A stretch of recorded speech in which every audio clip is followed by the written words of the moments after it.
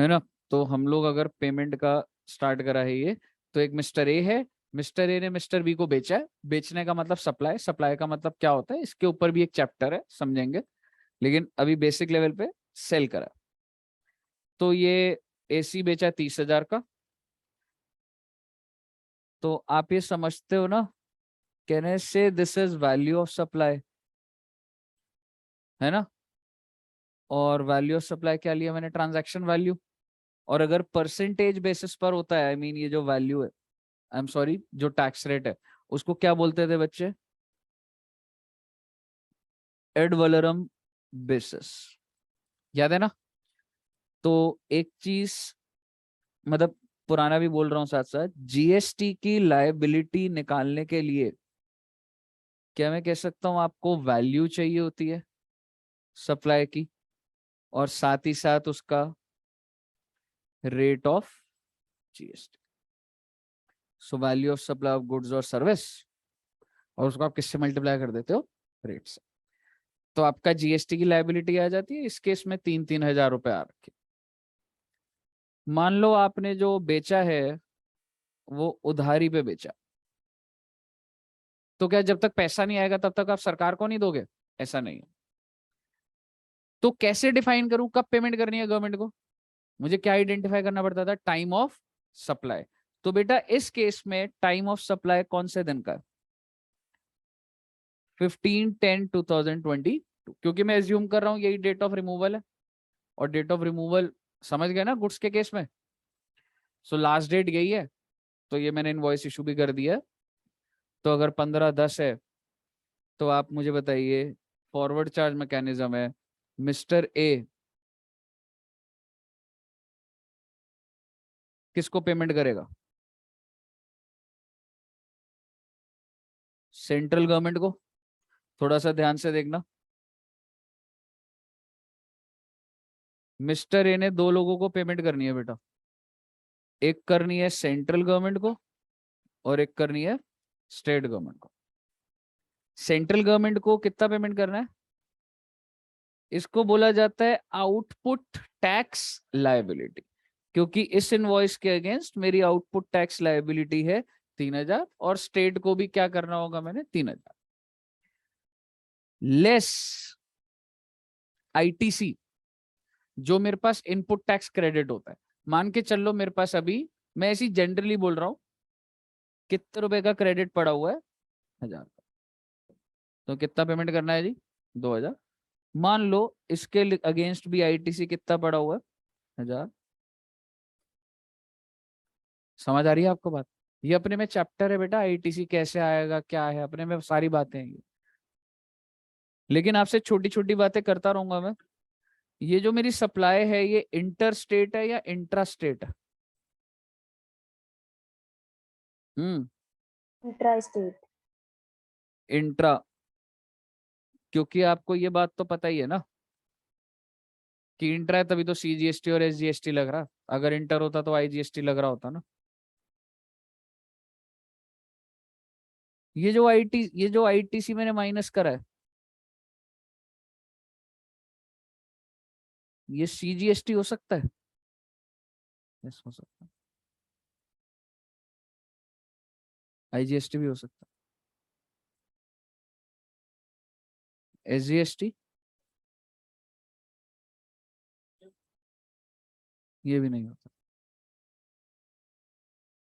SGST और UTGST नहीं हो सकता। हाँ आप कह सकते हो सर कुछ कुछ यूनियन टेरिटरी तो सेंटर के पास ही थी, लेकिन तब भी नहीं होता वो। एसजीएसटी और यूटीजीएसटी को एकदम सेम ट्रीटमेंट मानो। फिर इसका सीक्वेंस में भी बात करी थी मैंने, समझ रहे हो, वो भी पेमेंट में ही आता, तो एक बार शायद देख भी लेंगे उसको, कोई दिक्कत वाली बात नहीं है अभी शुरू करने से पहले, तो कुछ फ्रेमिंग क्लियर होती रहेंगी तो सही रहेगा। रही बात एसजीएसटी की, तो ये आईटीसी एसजीएसटी हो सकता है, यूटीजीएसटी हो सकता है, सीजीएसटी, आईजीएसटी, आईजीएसटी हो सकता है भाई। क्लियर है सर, ये आप सारी बातें क्या कर रहे हो आप, ध्यान से सुनना। ये जो 2,000 रुपए आया था, अब आईटीसी कैसे माइनस होता है वो तो आईटीसी चैप्टर में देखेंगे ना। मुद्दे की बात है, 1,000 रुपए माइनस हो सकता है।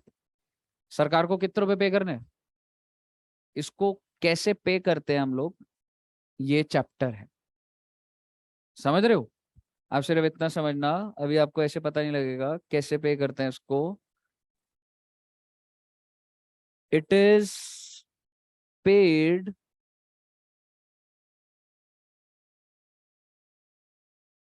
Through cash ledger. अरे सर ये क्या होता है, छोड़ो ना बेटे, लिख लो बस। ये जो 2,000 है ये किसके थ्रू पे करा जाता है, कैश लेजर। ये क्या होता है बेटा, अपना कॉन्सेप्ट है कोई जीएसटी का। और ये वाले भी जो 2,000 है ये भी कैसे पे होंगे, cash ledger. GST liability is paid through cash ledger. How much is your GST liability technically? 3। Technically अगर मैं एकदम ब्रॉडर लेवल पे चला जाऊं, टोटल जीएसटी लाइबिलिटी कितनी है, 3,000। 3,000 में से 1,000 इसको भी तो पेड ही मानू ना। मैंने चाहे एडजस्ट करवाया है बट है तो पेमेंट ही ना। It is paid through credit ledger. अब ये क्या होता है, छोड़ो ना बेटे, क्रेडिट का एक कोई लेजर होता है कुछ। और ये जो 1,000 है, इट इज, आप पेमेंट का मतलब ऐसे मत सोचे मैं जेब से निकाल के दे रहा हूं, समझ रहे हो? It is paid through credit ledger. Sir ये क्या बोल रहे हो, कोई बात नहीं बेटे, समझ आ गया तो बढ़िया, नहीं आया तो कोई दिक्कत वाली बात नहीं है। लेकिन मुद्दे की बात एक बोलना चाहूंगा, और वो मुद्दे की बात ये है, आपका टाइम ऑफ सप्लाई कब आया था, 15/10। तो इतनी बात समझो, पेमेंट कब करनी है, करेक्ट, 20th ऑफ, ऑन और before 20th of, time of supply आते ही अगले महीने 20 तारीख तक आपकी पेमेंट हो जानी चाहिए। समझ आ रही है कुछ कुछ बात? पेमेंट कैसे करी जाती है, कैश के थ्रू भी होती है और क्रेडिट के थ्रू भी होती है। भाई अगर तुम्हारे पास क्रेडिट पड़ा होगा तो तुम उसको माइनस करो, that is another way of payment. No, जरूरी थोड़ा ना पेमेंट का मतलब कैश ट्रांसफर करना होता, मैंने क्रेडिट से एडजस्ट कर दिया। क्लियर है? बट हम लोगों को इस चैप्टर के अंदर ये देखना है कि सर पेमेंट कैसे होगी, मतलब ऑनलाइन कैसे जाएं, समझ रहे हो? वो सिस्टम सारा का सारा देखना। बताइए, क्लियर है? एक एग्जांपल ऐसा करवा दूं, नहीं छोड़ो दिन पर, आइए फोकस लेगा। अब आइए जरा, मिस्टर ए, इसने सप्लाई करा गुड्स और सर्विस, कोई फर्क नहीं पड़ता आप कैश पे करो या क्रेडिट पे करो। किसको सप्लाई करा बेटा, आप ये देख रहे हो मैं यहाँ पे क्या लिख रहा हूँ, आर या यू आर, इसका क्या मतलब हुआ? चाहे आप रजिस्टर्ड हो, एक बात बताओ, मैं अभी तक रजिस्टर्ड नहीं हूं बट सपोज करो कि मैं टर्नओवर एक्सीड हो चुका था, तो क्या सरकार में से पेमेंट नहीं लेगी? अब सरकार कहेगी भाई तू रजिस्टर्ड है या अनरजिस्टर्ड है, अगर तेरे ऊपर जीएसटी की जिम्मेवारी थी तो तेरे को देना पड़ेगा पैसा। बट मैं बोल रहा हूँ बट मैं रजिस्टर्ड नहीं हूं, तो देखिए क्या लिखा हुआ है, every even unregistered person can make payment under GST on the basis of temporary identification number। आपको क्या लेने देना, क्या है, याद करने वाली बात है, जब आगे चल के कहीं पॉइंट आएगा तो समझ जाओगे। पेमेंट करने के लिए क्या मुझे रजिस्टर होना पड़ेगा? नहीं, जरूरत नहीं। समझ रहे हो? किसके थ्रू पेमेंट हो जाएगी, टेम्पररी आइडेंटिफिकेशन नंबर। और अगर मैं रजिस्टर्ड हूं तो रजिस्ट्रेशन से भी हो जाएगा। अच्छा, अब आप मुझे बताइए, एक सप्लायर को क्या क्या पे करना पड़ता है बेटा? कहने से टैक्स, और अगर आपने उसको लेट पे करा तो इंटरेस्ट, पेनल्टी, अगर कोई डिफॉल्ट चल रहा है, रिटर्न लेट, जैसे कि आपको जरूरी थोड़ा ना इंटरेस्ट ही होगा, पेनल्टी भी तो हो सकता है ना पे करने का। फीस, कोई भी फीस भी हो सकती है ना, कि सर मैंने जीएसटी में रजिस्ट्रेशन लिया तो कह रहे आपको 20,000 फीस देनी है, तो 20,000 की पेमेंट करनी है ना मुझे। टीडीएस टीसीएस, ये क्या होता है सर? ये आपके सिलेबस में नहीं है, ये टीडीएस इनकम टैक्स वाला नहीं है, दूसरा टीडीएस टीसीएस है। आपको सिर्फ नाम देखना है टीडीएस टीसीएस क्या है, और इसके बाद क्या लिख दिया जी, एनी अदर पेमेंट। तो एक सप्लायर को ये पेमेंट्स करनी हो सकती है। This is the maximum options. जब आप कल को लॉगिन करोगे ना जीएसटी में, आप पेमेंट करना चाहते हो, पूछेगा कौन सी पेमेंट करनी, टैक्स की करनी है तो टैक्स क्या, उसमें पैसा डालो, किस में डालो, देखेंगे। जीएसटी में ना बेटा इलेक्ट्रॉनिक लेजर्स, इलेक्ट्रॉनिक लेजर बोले तो देखो हर चीज ना ऑनलाइन हो रही है, तो इसमें there is a concept of electronic ledger. जैसे आप इंस्टाग्राम फेसबुक खोलते हो तो नोटिफिकेशन होता है ना, जैसे ऐसे ही ना वहां पर जब आप जीएसटी में, एक बात बताओ, जब तुम रजिस्टर हो जाओगे क्या तुम्हारे को कोई लॉगिन आईडी पासवर्ड मिलेगा? बिल्कुल मिलेगा। जब आप वो अपना लॉगिन कर दोगे और अपना पासवर्ड डाल दोगे तो ना ऊपर तुम्हें ना ऐसे दिखेगा, एज ए नोटिफिकेशन के थ्रू लेजर्स। समझ रहे हो? एक बॉक्स के अंदर लिखा होगा लेजर्स एंड रजिस्टर, ऐसे दिखा होगा ऊपर टॉप में। जैसे ऊपर तुम्हें कुछ दिख रहा है, या जैसे यहाँ पर, ठीक है, मतलब समझ गए ना, पेज पे नोटिफिकेशन मैसेजेस जो होता है, ऐसी लेजर्स एंड रजिस्टर। आप जब लेजर्स और रजिस्टर्स पे क्लिक करोगे तो लेजर आपका खुल जाएगा कैश लेजर। यानी कि मैं बोलना चाह रहा हूं, जब तुमने लेजर पे क्लिक करा तो दो लेजर खुलकर आएंगे, एक होगा कैश लेजर और दूसरा लेजर कौन सा होगा? Electronic ledger. और जब तुम रजिस्टर पे क्लिक करोगे, आई मीन बटन तो वही है, रजिस्टर में कौन सा है बेटा? Electronic liability register. सीधी सी बात है, लेजर और रजिस्टर। जब आप इस पे क्लिक करोगे तो तीन चीजें खुल जाएंगी, कैश लेजर, मेरे पास यूजर आईडी नहीं है, और तीसरा मैंने बताया आपको लायबिलिटी रजिस्टर। समझ आ रही है जी बात? जब तुम फर्स्ट टाइम होगे ना तो कैश लेजर इनका सबका बैलेंस कितना है? जीरो। जीरो ही है ना? जब तुम डिटेल डालोगे लॉगिन में, एक बात बताओ, तुमने अपना फेसबुक प्रोफाइल बनाया, पहले से तुम्हारी फोटो लगी थी उसमें? हाँ, नहीं लगी हुई थी ना? इंस्टाग्राम पे जो भी आप डालते हो तो ये होता है ना। इसी तरीके से आप अपनी सारी डिटेल, इस रिटर्न, सारी डिटेल कैसे भरते हैं, रिटर्न चैप्टर भी आपका चल रहा है, आप बताते जाओगे, यहाँ पे अपलोड होती जाएंगी बातें। तो जब फर्स्ट टाइम कोई भी इंसान लॉगिन करेगा, वो रजिस्ट्रेशन करेगा, अपना लॉगिन आईडी पासवर्ड खोलेगा, तो कैश लेजर कितना दिख रहा होगा?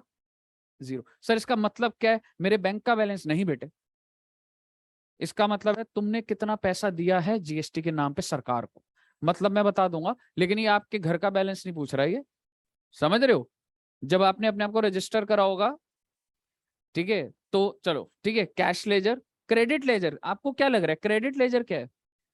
तुम जो भी परचेस करते हो, जब तुम इसको बताओगे तुमने परचेस करा, तो उस पर तुमने टैक्स दिया होगा, तो ये क्रेडिट बढ़ जाएगा अपना। समझ रहे हो? और जब जब तुम सेल करोगे, जब तुम सॉफ्टवेयर को बताओगे कि मैंने बेचा है, तो तुम्हारा क्या होगा? लायबिलिटी रजिस्टर क्या हो जाएगा? बढ़ जाएगा। समझ आया आपको? आइए, वो जब मैं रिटर्न भर के सेट ऑफ करवा दूंगा तो खत्म हो जाएगा। अब मैं उसी चीज पर ही आ रहा हूं, इधर ऐसे ही बोल देता हूँ मैं। चलिए, जैसे कि सपोज करो बेटा, मैंने ना सप्लाई करा कोई चीज 100 रुपए की, ठीक है, और मेरी लायबिलिटी जो है 100 रुपए पर कितनी थी? 10 रुपए की। मुझे बताइए मेरा कौन सा रजिस्टर अपडेट हो जाएगा? कितने रुपए से? मैंने कोई चीज बेचा 100 रुपए का, उस पे कितने रुपए का आउटपुट टैक्स लायबिलिटी? 10 रुपए। Have I paid this to the government? No. मैंने अभी सिर्फ अपनी रिटर्न भरते टाइम एक शीट इनपुट करी है कि मैंने ये बेचा है, और जब मैंने बेचा है तो मेरा लायबिलिटी रजिस्टर अप हो जाएगा। अप हो जाएगा मतलब बढ़ जाएगा, तुम्हारी इतने की लायबिलिटी है, और ये अप हो रहा है ना, तुम्हारी समझ क्या कहती है, डेबिट करूं क्रेडिट करूं? अकाउंट्स की लैंग्वेज तो क्या कहती है, क्रेडिट। अकाउंट्स की लैंग्वेज, अकाउंट्स में डेबिट मत बोल देना बेटा, मैं ये भी नहीं बोल पाऊंगा किससे पढ़ा अकाउंट्स तुमने। हाँ, डेबिट या क्रेडिट? लेकिन बेटे ये जीएसटी की लैंग्वेज है। आपकी लायबिलिटी अगर बढ़ रही है तो तुम्हारा ये जो रजिस्टर है ना, ये डेबिट पे दिखेगा, 10 रुपए डेबिट पे दिखेगा। नहीं, ये तेरी लाइफ नहीं, वो उस लॉजिक पे कुछ मत जाओ, रिवर्स है बस, समझ रहे? अब आप मुझे बताइए। हाँ, कैसे भी, लेकिन मेरे को दिख रहा, तो वो आप कोई भी एनालिसिस ले सकते हो, उसके पीछे उन्होंने रीजन नहीं दे रखा है ऐसा, समझ रहे हो? आपको अगर इंटरफेस दिख रहा है तो वो आपके एंगल सही है, लेकिन डेबिट क्रेडिट में कुछ भी यूज करूं, अकाउंट्स नहीं है ना, तो रूल नहीं चलता उधर। आपकी लाइबिलिटी कितने रुपए से आ रही है? अब आपको दिख रहा है यार, मैंने तो जो बेचा मैंने वो दिखाया, तो मेरी लाइबिलिटी आ रही है, पर आपने कुछ परचेज भी करा होगा, आपने अपनी परचेज की डिटेल डाली। सर ये डिटेल डालने का मतलब रिटर्न भरना, पर सर पेमेंट, बेटा रिटर्न की डेट और पेमेंट की डेट सेम है, तो आज ही तुम डिटेल डाल रहे हो और आज ही तुम पेमेंट कर रहे हो। अब तुमने कोई चीज, उसी चीज को परचेज करा था 40 रुपए में, तो तुमने जीएसटी कितना पे करा होगा, 4 रुपए। तो बेटा जब तुमने डिटेल सरकार को बताई तो तुम्हारा आईटीसी कितने से बढ़ गया होगा? हाँ, तो मैं उसी टाइम ही भर रहा हूँ, रिटर्न भी हर 20 को आती है, रिटर्न हर महीना भरते हो, पेमेंट हर महीना करते हो, रिटर्न 20 को जमा करते हो, पेमेंट भी 20 को जमा करते हो। इनकम टैक्स रिटर्न अलग है, समझ रहे हो? बस अब तुमने इनकम टैक्स का नाम लिया तो सुन लो, सरकार इतनी तेज हो गई है बेटे, जो तुम अपनी इनकम टैक्स रिटर्न में सेल दिखाओगे ना, उससे मैच होगा बेटा तुम्हारा। तुम सरकार को डिटेल दे रहे हो ना ये, समझ रहे हो? अब ये प्रॉब्लम है हमारे लिए एज अ फर्म। अगर मैं यहाँ का टर्नओवर दिखाऊंगा कुछ भी, मैं यहाँ का टर्नओवर 20 लाख से ऊपर नहीं दिखा सकता इनकम टैक्स के अंदर भी, क्योंकि अगर मैंने इनकम टैक्स के अंदर दिखा दिया 50 लाख, बोली 50 लाख तो जीएसटी रिटर्न कहाँ है तुम्हारी, क्योंकि 20 लाख पे तो रजिस्ट्रेशन चाहिए, समझ रहे हो? तो आज के टाइम पे ऐसा नहीं है। अब समझना, मैंने परचेज की जब डिटेल डाली तो मेरे क्रेडिट लेजर बढ़ गया, क्रेडिट बढ़ गया मतलब इतना क्रेडिट मेरे पास है, इसको बोल जाता है अवेलेबल है, मैंने यूज नहीं करा अभी। दो चीजें होती है, एक है और एक यूज करना। तो बेटा अगर ये बढ़ गया तो क्या करूंगा इसको, ये तो था डेबिट। अब बेटा जब चल रहा तो सारी उल्टी बातें ही चल रही। आप मुझे बताओ, तुम्हारे जब तुम अपनी रिटर्न भरते हो, तुम्हें पता है कि तुमने 10 रुपए की तुम्हारी लाइबिलिटी है, तुमको पता है तुम्हारे पास 4 रुपए का आईटीसी है, कितने रुपए तुमको जमा करने पड़ेंगे? तुम ऑनलाइन जाओगे, ठीक है, इसके भी स्टेप्स होते हैं। पहला मैं ऐसे एग्जैक्ट अभी नहीं बताना, तुमको पे कितना करना है, 6 रुपए। जब तुम सरकार को 6 रुपए दे दोगे, सरकार को दे चुके हो तुम, गवर्नमेंट को दे चुके हो, आप ऑनलाइन गए, आपने ऑनलाइन पेमेंट ऑफ जीएसटी, 6 रुपए अमाउंट बैंक के अकाउंट में ट्रांसफर्ड, आपके अकाउंट से बैंक के अकाउंट में, सरकार के बैंक में जा चुका है, जा चुका है, जा चुका है। तुम्हारा कैश लेजर कितने से बढ़ जाएगा, 6 रुपए से बढ़ जाएगा। इसको बोला जाता है क्रेडिट। फाइनली जब तुम ये जमा कर दिया तुमने सरकार को, इतना पेमेंट कर दिया आपने, this amount you have paid, but क्या तुमने अपनी लाइबिलिटी को सेट ऑफ करा अभी तक? नहीं करा। तो जब तुम रिटर्न भरते हो ऐसे ये तीनों चीजें दिखती हैं, और उसके बाद आप अगर उसको एडजस्टमेंट चलाने को करते हो, अब मेरे को इतना टेक्निकल नहीं जाना ना, आपको उसको क्या कर देना, एडजस्ट करवा देना। उससे क्या होगा, तुम्हारी 10 रुपए की लाइबिलिटी क्या हो जाएगी, जब रिटर्न सबमिट कर रहा हूं मतलब अब सारा डेटा कंसोलिडेट हो गया, आईटीसी भी क्या हो जाएगा, और कैश भी क्या हो जाएगा बेटा। नेट नेट जब आप अपनी रिटर्न भर दोगे, दोबारा से बैलेंस क्या आ जाएगा। अब वो समझ आया क्या सिस्टम। इसी के अंदर ही हम लोगों ने चलना है। बट वो समझ आया। अब आपका सवाल आ सकता है, सर अगर हमने क्रेडिट यूटिलाइज ही ना करे तो? हाँ, तो नहीं करे तो उसको मत बढ़वाना। ऐसा हो सकता है कोई क्रेडिट आप यूज नहीं कर सकते, तो सर उस क्रेडिट का क्या होगा? कैरी फॉरवर्ड हो जाएगा। एसेट ही तो है ना बेटा वो। अगर मैंने इस महीने परचेस करा है तो क्या इसी महीने यूटिलाइज करना है मतलब मेरे को? नहीं। समझ रहे हो? ऐसा नहीं होता, चलता रहता है वो। अभी तो सिंपल अगर एक ही इनवॉइस था तो मैंने आपको ये दिखा दिया। मुझे बताइए, समझ आया पहले आपको? अब आप मुझे बताइए।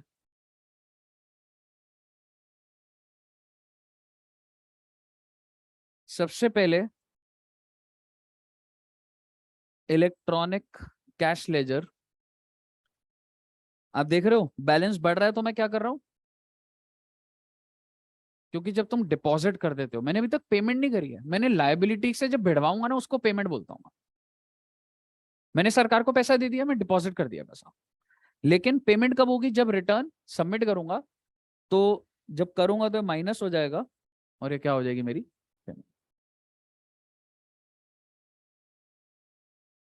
क्रेडिट लेजर बढ़ जाएगा ये। इसको भी वैसे मैं इस पॉइंट पे बोलता नहीं हूं, पर आप लिखना चाहो तो लिख लेना। ये अवेलेबल क्रेडिट होता है। मेरे पास इतना सारा क्रेडिट पड़ा हुआ है, लेकिन जब ये खत्म कर देता हूं तो उसको क्या बोलता हूं मैं? यूटिलाइज। मैंने यूज कर लिया। क्लियर है? और इसी तरीके से लायबिलिटी रजिस्टर जब बढ़ जाएगा तो डेबिट, कम हो जाएगा तो जब सारी पेमेंट हो जाएगी तो क्रेडिट। सो ये कैसे हो रहा है? Updated on the basis of return furnish. बच्चे आप रिटर्न भरते हो ना, तो रिटर्न का डेटा दे रहे हो तो वो अपडेट हो रहा है, सबमिट करो तो वो एडजस्ट करके खत्म हो जाए। मुझे बताइए, मन में कोई doubt? All clear till here? चलिए गुड। तो ये लिखा है एक टैक्स पेयर है।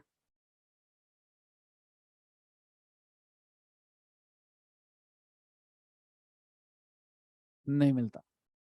आ जाएगा पॉइंट। जैसे सपोज कर तेरी दुकान पे 10 करोड़ का सामान मिला, और तेरे से पूछा गया कि ये क्या है। ठीक है, तो अनअकाउंटेड ही है वो सारा। ठीक है, तो तेरे ऊपर जीएसटी के बोला कि भाई तेरे ऊपर पेनल्टी है, सब चीजें हैं। ठीक है, अब तू बोल रहा है पर ये मेरा है तो मेरे को आईटीसी तो दे दो। ऐसा थोड़ा ना होगा। तू बोल रहा है ये मेरा, पर मैं नहीं बता रहा क्या है। समझ रहे हो? तो तूने परचेस करा है, अनअकाउंटेड है, तो उसका आईटीसी दे दूंगा मैं तेरे को, नहीं दूंगा। समझ रहे? हाँ, बड़ी हाई लेवल बात है वो। इसके ऊपर अभी नहीं बोल सकता। एक मिनट बता रहा हूँ, पर ऐसे ही बोल देता हूँ तेरे को। परचेस करते टाइम अगर तूने खरीदा और तू नहीं है तो आईटीसी नहीं मिलता। लेकिन जिस दिन तूने रजिस्ट्रेशन ली है, अगर वो स्टॉक अभी भी पड़ा हुआ है तो आईटीसी मिल जाता है। तो रहने दे अभी फिर। हाँ जी, क्या बोल रहा है?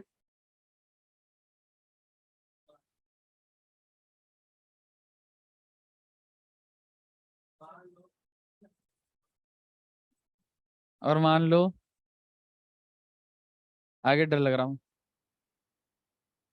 उधर माइक ऑफ नहीं है? अच्छा, एक मिनट रुकना, मेरे को ना बताना मैम, बंद इधर तो हो जाता है तो।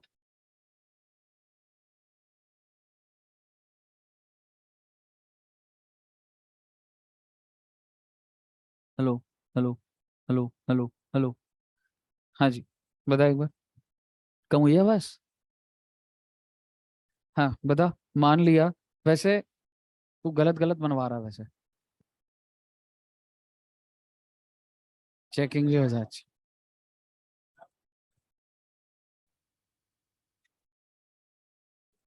इस पूरे एग्जाम्पल में मुझे कोई प्रॉब्लम नहीं है, लेकिन तू बोल आप दोनों पकड़े जाओ।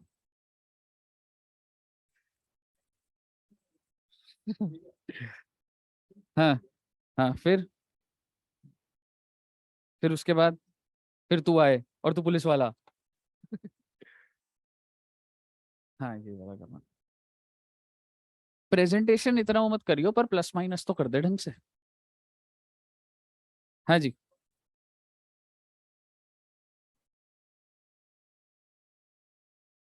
हाँ। हाँ, नहीं मिलेगा। फ्रॉड क्या केस है ना भाई।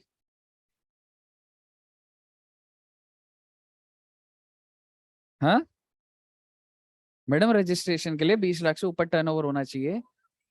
अभी हम लोग 5 लाख तक पहुंच गए हैं, 2-3 साल लगेंगे अभी पहुंचने में।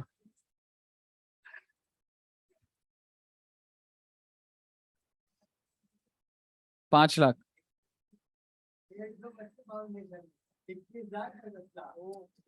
तू ऐसा कर, कालका जी में खड़े होके माइक ले ले, बोले सुनो सुनो सुनो जीएसटी वालों।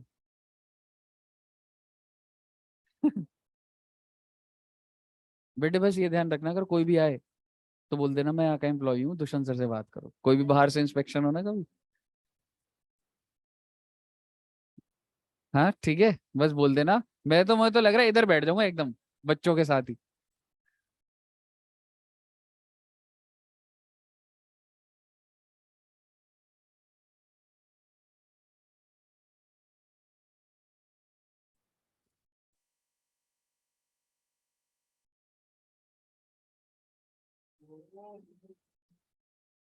'सारी नॉलेज आई गई है तुम्हें वह, बस अब ये सारी नॉलेज जाके बता मत देना बाहर। ठीक है आइए। कुछ नहीं है बेटे, दिवाली पार्टी। दिवाली अभी जो डाउनटाउन में खर्चा करा 25 लाख का, वो तो नहीं गिना तुमने।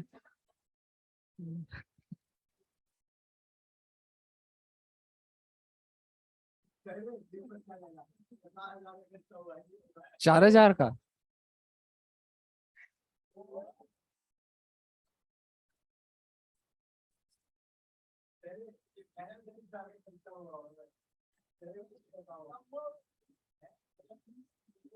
कितने का खर्चा होगा दीपक वैसे बाय चांस?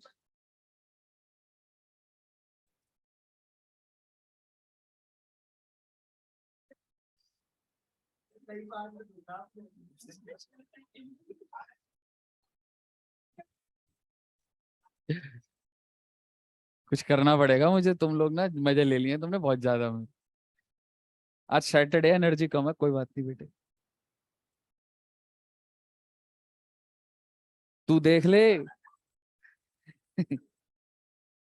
ठीक है आइए।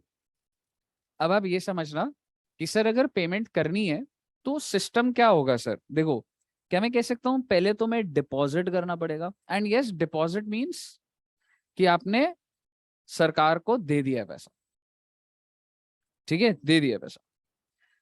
तो जब दे दिया तो आपका कैश लेजर क्या हो जाता है? क्रेडिट। अगला स्टेप क्या होता है बेटा? Payment of. और पेमेंट का मतलब ये होता है कि अब आपका कैश लेजर क्या हो जाएगा? समझ रहे हो? अब ये डिपॉजिट कैसे होता है मैं इस पे आता हूं अभी एक बार। हाँ जी, डिपॉजिट होता है पेमेंट के अंदर, तू उसको कनेक्ट कर देता है कि ये इस पीरियड की पेमेंट। अभी तूने सरकार को पैसा दिया, लेकिन उसको ये नहीं पता ये कैसे तू रिलेट करेगा कौन सी लाइबिलिटी से। समझ रहे? तू पैसा देता जा सरकार को, तेरा कैश लेजर बढ़ता जाएगा, बट जब रिटर्न भरेगा कि ये इस रिटर्न के अगेंस्ट पैसा है, ये है, तो वो पेमेंट मानी जाती है उसको। कैरी फॉरवर्ड भी हो सकता है। आप हो सकता है आपने ऐसी 5 करोड़ ट्रांसफर करे और उसके बाद आप उसको वापस भी ले सकते हो। समझ रहे हो? रिफंड हो जाता है। ठीक है। अच्छा, ये बड़ा इंपॉर्टेंट है। फाइनली हम क्या कंक्लूड कर रहे हैं बेटा? सर कैसे करना है पेमेंट आप ये बताओ। ठीक है, मान लो आज अगर मैं आपके सामने पेमेंट कर रहा हूं तो मैं क्या करूंगा? ऑनलाइन जीएसटी का ना बड़ा नॉर्मल सा पोर्टल होता है। जीएसटी के पोर्टल पर आप गए, आपने अपना लॉगिन आईडी पासवर्ड डाला, और वहां पर एक जगह पर क्या लिखा हुआ आ जाता है? जनरेट चालान। जनरेट चालान का मतलब पेमेंट नहीं होता। जनरेट चालान का मतलब ये होता है, वो आपसे पूछेगा भाई क्या पे करना है? टैक्स पे करना है। कितने रुपए पे करना है? 100 रुपए पे करना है। कौन सा टैक्स पे करना है? सीजीएसटी। और कौन सा टैक्स पे करना है? एसजीएसटी। 10 रुपए का इंटरेस्ट पे करना है, 50 रुपए की फीस पे करनी है। तो आप उस चालान में पूरा बाइफरकेटेड होता है, सीजीएसटी, एसजीएसटी, आईजीएसटी, किस में कौन कौन सा अमाउंट आप वो डाल देते हो। आप समझ रहे हो चालान का मतलब? चालान होता है, मैं कोई पेमेंट नहीं कर रहा हूं, चालान एक ये फॉर्म है, और उसमें बोलेगा जो जो अमाउंट पे करना है ये सीजीएसटी का टैक्स है, ये सीजीएसटी वाले का इंटरेस्ट है, ये सीजीएसटी का पेनल्टी है, ऐसे करके CGST, SGST, UTGST, IGST, cess ऐसे बना होता। इसको मेजर और माइनर हेड बोलते हैं, नीचे डिटेल में बताऊंगा। लेकिन मुद्दे की बात यह है, एक पेपर पे ऐसे बाइफरकेटेड एरिया होता, ठीक है, और यहां पर एक बटन होगा जनरेट चालान। जब आपने डिटेल डाल दी तो भी ड्राफ्ट है, आप उसको सेव कर सकते हो, क्योंकि आपने अगर पूरा नहीं भरा तो सेव ड्राफ्ट करके कर सकते हो। फिर आपने डिटेल डाल दी है, अगर फुल आपको पता लग गया भाई ये अमाउंट मेरे को पे करना है, मैंने पेमेंट अभी तक नहीं करी, मैं जनरेट चालान कर दूंगा। समझ रहे हो? जनरेट चालान का मतलब क्या मैंने पेमेंट कर दी है? नहीं, ये सिर्फ एक पेपर है जिसकी वैलिडिटी 15 दिन की है। ये जो चालान जनरेट हुआ है ना, उसमें जो भी अमाउंट लिखा है मुझे उसको कितने दिन में पे करना है? 15 दिन में। अगर मैंने नहीं करा कोई बात नहीं, इनवैलिड हो जाएगा वो चालान, आपको पेमेंट करनी है दोबारा। तो पेमेंट करने से पहले you have to generate a challan. समझ रहे हो? जैसे चेक, आप कोई चेक सबमिट करते हो तो बैंक आपको पेन स्लिप देता है ना, ये अमाउंट है, ये उस तरीके से आप डिटेल डाल रहे हो उसके अंदर की। तो ऑन सक्सेसफुल जनरेशन ऑफ चालान एक कोड जनरेट होता है, सीपिन इज जनरेटेड, क्रिएटेड। सीपिन, आप जब चालान को जनरेट चालान का बटन दबा दोगे तो जनरेट होगा, और कितने टाइम के लिए वैलिड है? It is a 14-digit unique number to identify challan. Have I made payment? No. अब जब आप चालान जनरेट कर देते हो ना, तो ऐसे आ रहा होता है चालान हो सकता है भाई मैं 100 चालान जनरेट कर दूं अभी, एक 100 रुपए का, एक 50 का, एक 60 का, एक 70 का। तो ऐसे चालान की लिस्ट होती है, वहीं पे ऑप्शन आता है पे फॉर दिस चालान। चालान क्यों जनरेट करा आपने? पेमेंट करनी है ना, तो वहां पर एक साइड में ऑप्शन आ रहा होता है पेमेंट कर दो भाई इसकी। अगर नहीं करी तो कोई बात नहीं, कोई वो नहीं है, तुम टाइम पास कर रहे हो, बार बार जनरेट कर रहे हो चालान, देख रहे हो कैसे सीख रहे हो, कोई दिक्कत नहीं है। लेकिन अगर तुमको पेमेंट करनी है तो वहां पर ऑप्शन आ रहा होगा मेक पेमेंट। और आप आज के टाइम पे ऑनलाइन कैसे पेमेंट करते हो? मेक पेमेंट पे गए, आप उधर ऑप्शन आएगा नेट बैंकिंग, यूपीआई, समझ रहे हो, credit card, debit card number, और उस पर डालोगे। तो आइए देखते हैं, make payment against the challan. Once payment is successful, payment का मतलब वही नेट बैंकिंग के अंदर में गया, मैंने अपना कनेक्ट करा हुआ था, ठीक है, मैंने जमा करा, मेरे पास एक ओटीपी आया, मैंने ओटीपी सबमिट करा, ट्रांजैक्शन पूरी हो गई, सीआईएन नंबर इज क्रिएटेड।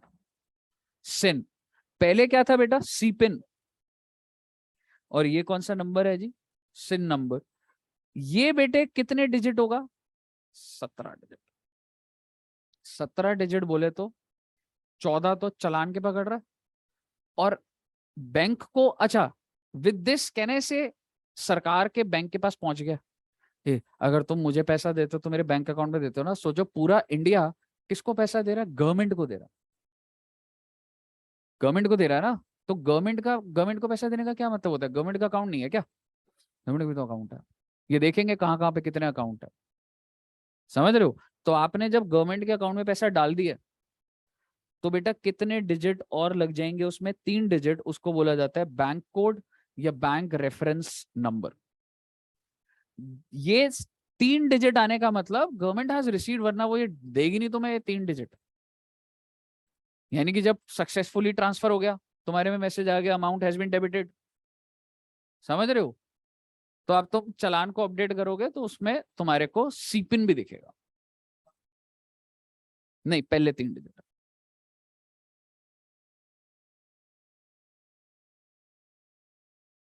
मेरा आपसे सवाल, क्या जब मैंने चालान जनरेट करा तो मेरा कैश लेजर बढ़ेगा? क्या बात का बढ़ेगा भाई? जब तुमने बैंक को दे दिया ना, तो जीएसटी का जो पोर्टल है, और सरकार का पोर्टल है ना, अब एक चीज समझो, ये जो वेबसाइट है वो कितनी चीजों को कनेक्ट करके बैठा हुआ है। सेंट्रल गवर्नमेंट की सारी डिटेल, सेंट्रल गवर्नमेंट के बैंक से इंटीग्रेटेड है, क्योंकि जब बैंक पे आएगा तो अपने आप तुम्हारे को रिफ्लेक्ट हो रहा है तुम्हारे पेज पे। तो क्या हो जाएगा? तुम्हारा जो कैश लेजर है वो अपना बढ़ जाएगा, यानी वो क्या हो जाएगा, क्रेडिट। ये क्रेडिट तभी हो रहा है when government is receiving the amount. और अगर मान लो तुमने 1,000 रुपया पे करा है, तो कैश लेजर में कितने रुपए दिख रहा होगा, 1,000 रुपया। अब जब तुम रिटर्न भर दोगे तो वो क्या हो जाएगा।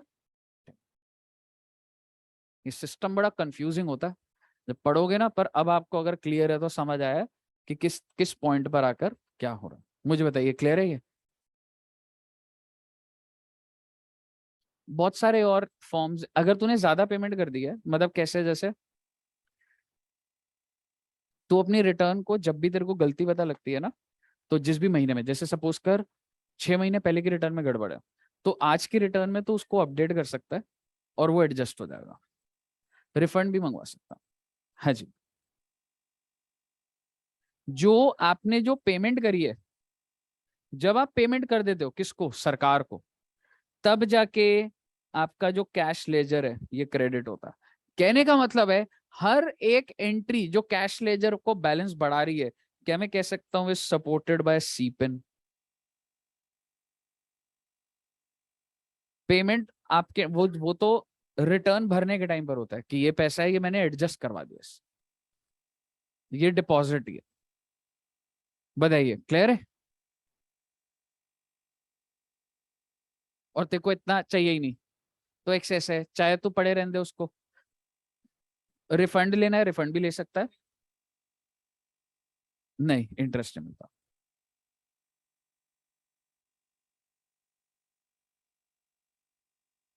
सीपिन, हाँ, बैंक रेफरेंस नंबर होता है, ये बैंक ने कोड दिया है। तू अगर मेरे को कुछ पेमेंट कर रहा है तो मैं तेरे को कुछ इनवॉइस नंबर देता हूँ ना, ऐसी जब तू बैंक को पेमेंट कर देता है तो बैंक उसको तेरा चालान नंबर 14 डिजिट का और प्लस अपना कोड 3 डिजिट का लगा देता। बताइए।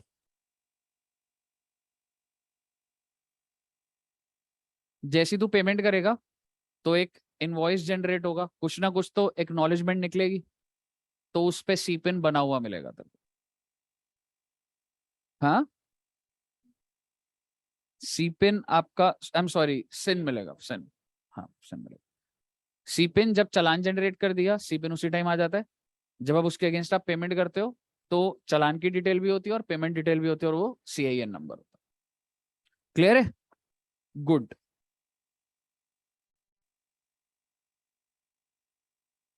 आइए, आप जो डिपॉजिट कर रहे हो, अब आप इसको ना मिक्सिंग में यूज करो, मैंने जो आपको बता दिया वो बता दिया।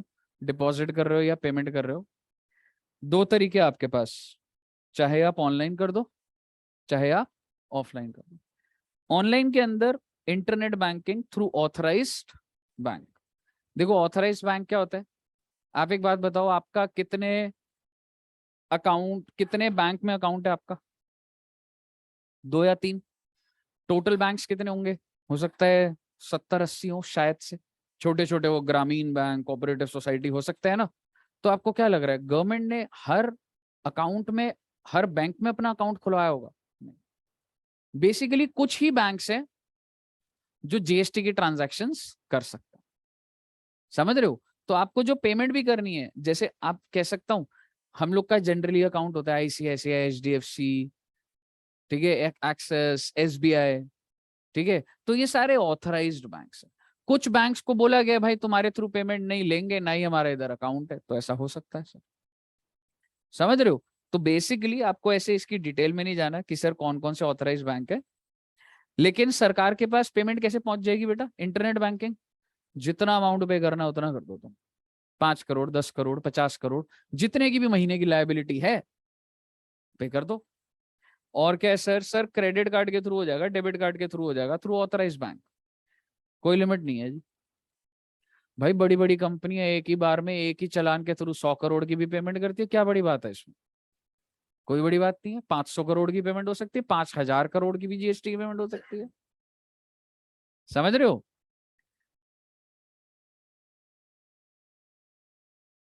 एड्यू जंक्शन का। हाँ जी।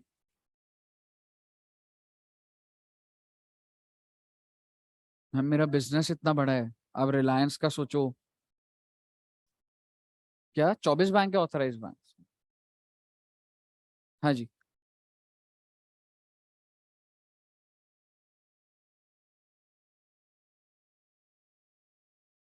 अप्रूवल्स मिल जाती है मैम, अगर बड़ा अमाउंट होगा अप्रूवल्स मिल जाएंगे।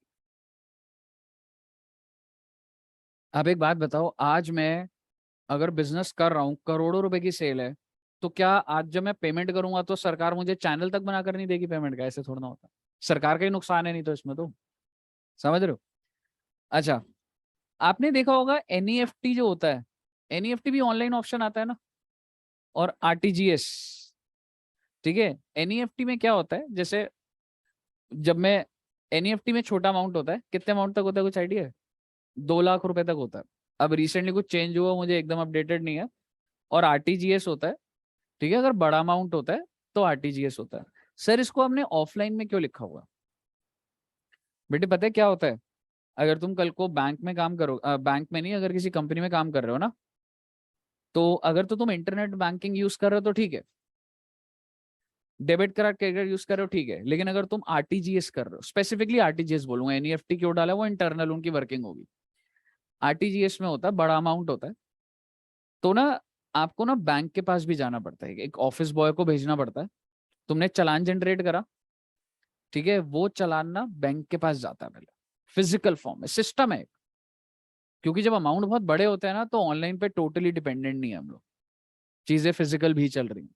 आप कभी बैंक में जाओगे ना, बैंक मैनेजर्स होते हैं, हो सकता है उनके टेबल पर एक पड़ा हो कि किसी क्लाइंट ने 200 करोड़ का जीएसटी पे करना है, तो वो मेरे से, मेरे टेबल पे पहले अप्रूवल लेगा वो, फिर मैं अपने स्टाफ को बोलूंगा ये एंट्री अब तुम करो।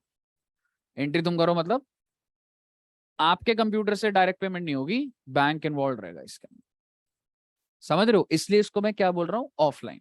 और उसके अंदर वर्किंग के अंदर हमने नहीं जाना, लेकिन यही होता है, अगर सपोज करो मैं 200 करोड़ कर रहा हूँ ना, मैंने चालान बना दिया, इसके बाद मैं बैंक में कॉल करूंगा कि मैं एक लड़का भेज रहा हूँ, ठीक है, आप उसको अप्रूव कर दीजिए, और अपने बैंक में एम्प्लॉइज को बोलिए उसको प्रोसेस करिए आप पेमेंट को। बैंक नहीं निकालेगा नहीं तो मेरे अकाउंट में से उतना बड़ा, क्योंकि सर पता लगे कोई फेक हो, यूजर आईडी पासवर्ड गड़बड़ हो जाए, 200 करोड़ की एंट्री हो जाए, तो एक अमाउंट से ऊपर जो होता है उसमें आरटीजीएस भी चल रहा होता है। ये इंटरनल हो सकती है उनकी कोई लिमिट, हमें नहीं देखनी वो चीज, ठीक है। अब आप मुझे बताइए, इसलिए अब आप समझ रहे हो मैं इसको ऑफलाइन बोल रहा हूं। और एक होता है बेटा ओवर द काउंटर पेमेंट, आप सीधा गए बैंक के पास, कभी कभी होता है ना, हम बैंक के पास गए और हमने बोला कि जी हमें पैसा जमा करना है, उसने कहा अपने अकाउंट में, मैंने कहा नहीं, मैंने कहा सरकार के अकाउंट में। तो हो सकता है, नहीं हो सकता? हो सकता है सर। आप एक बात बताओ, अगर आप चाहो, मेरी बैंक की डिटेल आपके पास है, आप मेरे अकाउंट में पैसा नहीं डाल सकते? डाल सकते, समझ रहे हो? ऐसे ही आप सीधा काउंटर पे जा सकते हो और आप बोल दो कि गवर्नमेंट के इस अकाउंट में मैंने पैसा डालना है, मिल जाएगा गवर्नमेंट का अकाउंट नंबर, गूगल कर लोगे जीएसटी का, सीजीएसटी का अकाउंट नंबर क्या, मिल जाएगा आपको। लेकिन बेटे ये भी ऑफलाइन है।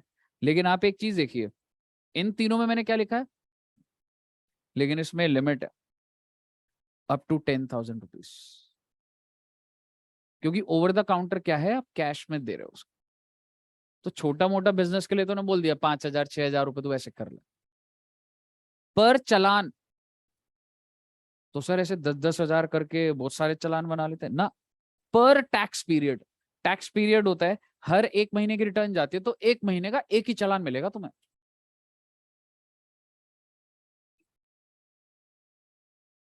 10,000 का राशि उस महीने का। हाँ,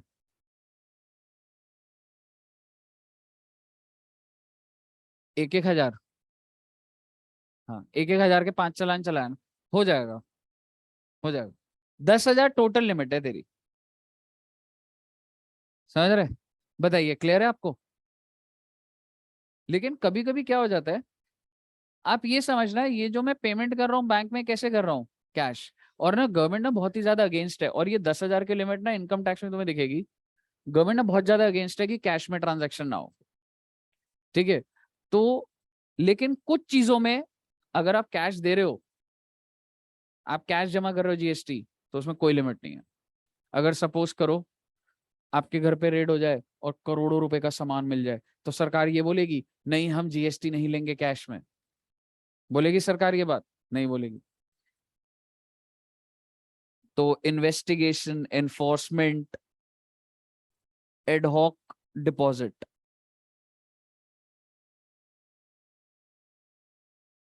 अगर इन्वेस्टिगेशन के चलते हुए कोई टैक्स कलेक्शन हो रही है आपसे, क्या कैश में हो सकती है वो? बिल्कुल हो सकती है।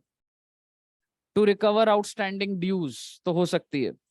Government department, sir government GST पे करती है, क्या गवर्नमेंट काउंटर पे जाकर पे कर सकते? कर सकते। क्या कोई लिमिट है? कोई लिमिट नहीं। Person notified by the commissioner. Deposit to be made by PO और एनी अदर ऑफिसर ऑथराइज्ड। आपने किसी से अप्रूवल ले रखी है पीओ से या किसी से कि सर मुझे कैश करने दो, उसने आपको रिटर्न में दे दिया, चलो इस महीने के लिए तुम 80,000 रुपए जमा कर दो, तो हो सकता है। मुद्दे की बात यह है, ये लिमिट तब लग रही होती है जब जनरली फ्रॉड के केसेस होते हैं ना, तो तब अगर कैश पड़ा है, अब मैं क्या करूं, मैं उसे ये बोलूं पहले इसको बैंक में डाल, वो कह रहा है बैंक में नहीं है पैसा, मैंने कहा दे फिर भाई, पर वो बोलेगा पर 10,000 की लिमिट है, कोई लिमिट नहीं है उसके लिए। बोलिए क्लियर है? तो सर ये बात भी आपको समझ आ गई है? ओके। एक बार ये पढ़ना बेटा, ये समझ आ रहा है?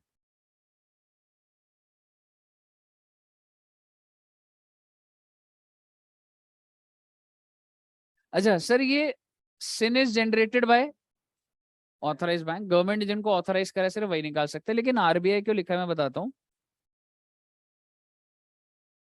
In case of NEFT and RTGS, RBI is authorised bank. Sir अब ये क्या है बेटे, उनके इंटरनल प्रोसीजर है करोड़ों, कुछ चीजें वो आरबीआई के थ्रू चलाते हैं। ठीक है, तो अगर आप एनईएफटी आरटीजीएस करते हो तो आरबीआई की निगरानी में रहता है, तो आरबीआई ऑथराइज बैंक कहलाता है उसमें। ठीक है जी। अच्छा, इंपॉर्टेंट चीज ये देखना, when payment is actually received by the authorized bank, when WHEN, मैं तो कह रहा हूं बेटा मेरी हैंडराइटिंग ज्यादा अच्छी है। when payment is actually received by the authorized bank and credited to the relevant government account, government के अकाउंट में बढ़ गया बैलेंस, तब जाके सिन क्या होगा? कम्युनिकेट। सिन अगर कम्युनिकेट हो गया है मतलब पैसा पहुंचा हुआ, तभी सिन बनाया जाता। टू टैक्स पेयर, हाँ हाँ मैडम डिपॉजिट मान लो, हाँ ठीक है डिपॉजिट ले लो, है ना, डिपॉजिट कर दिया तो आपने जमा उनको कर दिया। As well as GST network. Sir ये क्या है जीएसटी नेटवर्क? बेटा ये भी अपने में कंपनी है जो पूरा का पूरा स्ट्रक्चर ऑनलाइन संभाल रही है। हाँ जी। CIN generation means electronic cash ledger बढ़ गया, मेरे को बता दीजिए, आपको क्लियर है? एक होता है बेटा इलेक्ट्रॉनिक फोकल पॉइंट ब्रांच। अब ये क्या होता है सर? देखो क्या मैं कह सकता हूं ऑथराइज बैंक्स होते हैं। ऑथराइज बैंक मान लो है मेरा यस बैंक। ठीक है, यस बैंक की तो बहुत सारी ब्रांचेस है सर, तो क्या मालवीय नगर ब्रांच में भी गवर्नमेंट ने अकाउंट खुलाया होगा? मैं गवर्नमेंट हूं, मुझे पैसा रिसीव करना, Yes Bank is authorise bank, मैं ट्रांजैक्शन करना चाहता हूँ जीएसटी की, उसके थ्रू लोग पेमेंट करे यस बैंक, तो करोल बाग में भी गवर्नमेंट ने अकाउंट खुलाया, मालवीय नगर में भी खुलाया, सब जगह अकाउंट खुलवाया अलग अलग। ऐसा है क्या?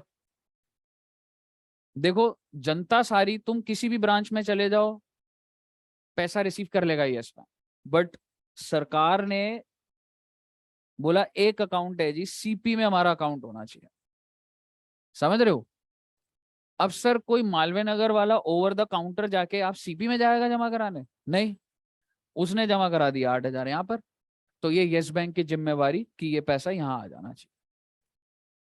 समझ रहे हो? बैकएंड पे हजारों ब्रांचेस है जी आपकी। समझ रहे हो? आप अपने आप इंटरनली वो देखो, मेरा पैसा गवर्नमेंट कह रही है यस बैंक में मेरा एक अकाउंट होना चाहिए। हाँ हाँ, पैसा जमा कराने। एक बात बताओ, आपको क्या लग रहा है आपकी दुकान अगर कालकाजी में है, तो आप जमा कराने गए पैसे, तो क्या यस बैंक ये बोल देगा नहीं हमारे यहाँ मत करो, सरकार का अकाउंट यहाँ पर नहीं है? ऐसा होता होगा? नहीं।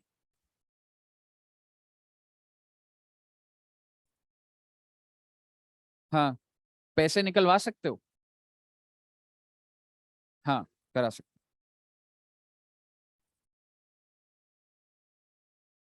हो। Only one branch. हाँ, electronic focal point branch is a branch जहां पे सारा का सारा पैसा सरकार का इकट्ठा हो रहा है। जैसे यस बैंक ऑथराइज बैंक है, तो उसकी कोई एक branch electronic focal point branch होगी, और वहां पे सारा पैसा जीएसटी का इकट्ठा हो रहा होगा, यस बैंक जो भी कलेक्ट कर रहा है।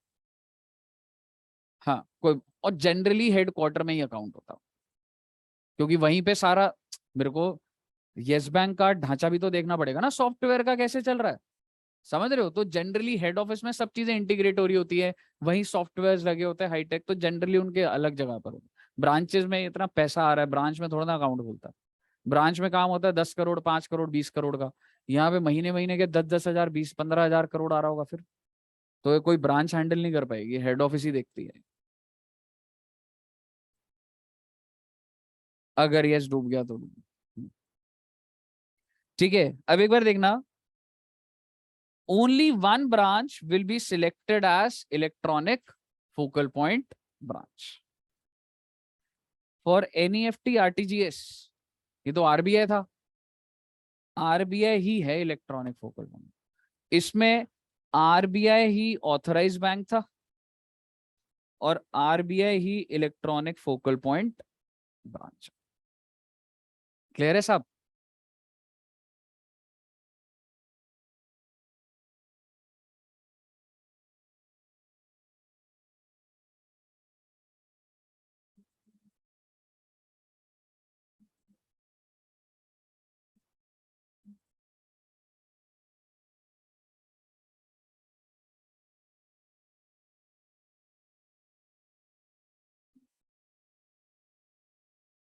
आओ बेटे, ऐसी करा रहा हूं मैं, जो भी दिख रहा है समझ आता जाएगा तुमको।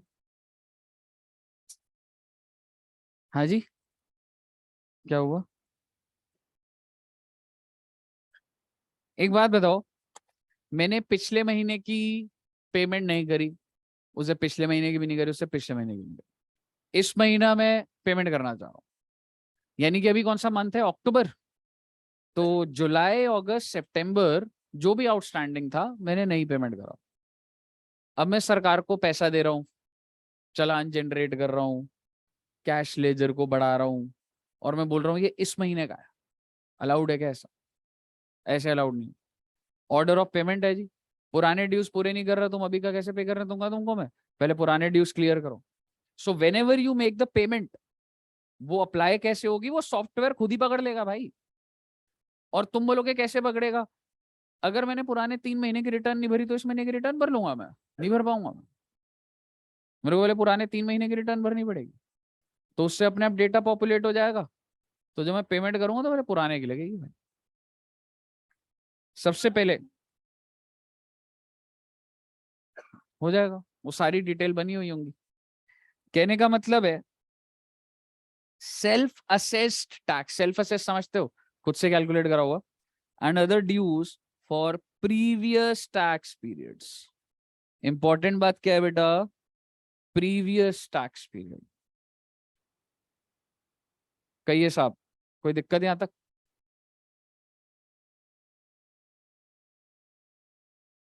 Self assess tax and other dues for current period. और तीसरा क्या है? Any other amount payment including demand determined under 73 और 70। सर ये 73 और 74 क्या है बेटे? मान लो कोई फ्रॉड का केस है या कुछ है, तो आप मुझे बताइए, मान लो मेरे ऊपर एक केस चल रहा है, तो पहले मैं पेमेंट करूं, पहले उसकी करूं, या पहले जो चल रहा है? सर वो तो डिस्टर्ब मत करो ना सर, समझ रहे हो?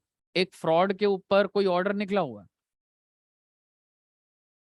हाँ जी मैम, क्या लेना है? चेयर? बोलो कोई उधर भी। बताओ, यहाँ 20 लाख का टर्नओवर एक्सीड नहीं हो रहा?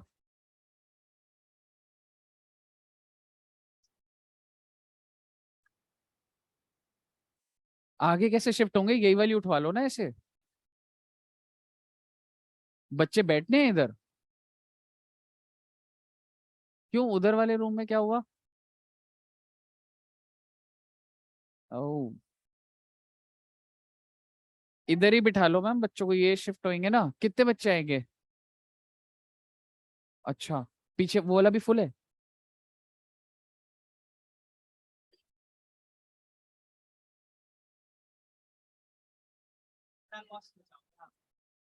तो आगे ऐसा करो ना, सिर्फ पीछे वाली रो को आगे बुला लेता हूँ ना मैं। आगे आ जाओ पीछे, आप चार। पीछे वाले बच्चे आगे आ जाओ, यहाँ चार।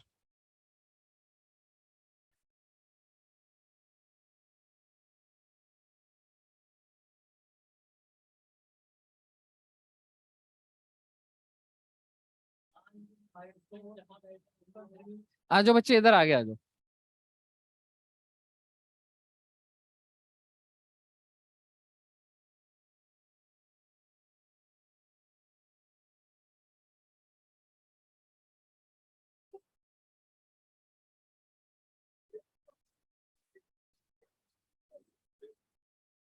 क्या हुआ?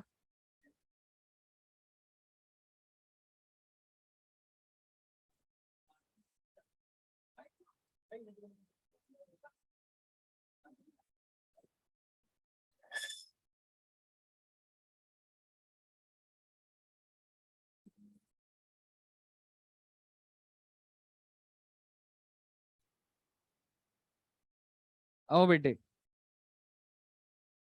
सीक्वेंस समझ आया सारे बच्चों को? सीक्वेंस सबसे पहले कौन से पीरियड का जाएगा, उसके बाद, और उसके बाद अगर कोई फ्रॉड या इंस्पेक्शन।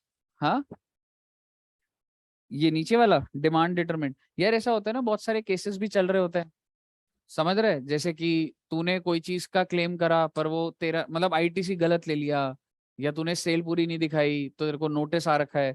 तो क्या पहले वो वाली पेमेंट होनी चाहिए? नहीं, पहले भाई सबसे पुराने साल का जो भी चल रहा है, फिर करंट का, और उसके बाद डिमांड का। मुझे बताइए, कोई दिक्कत यहाँ तक?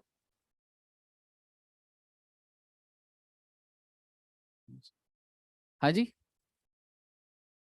हाँ,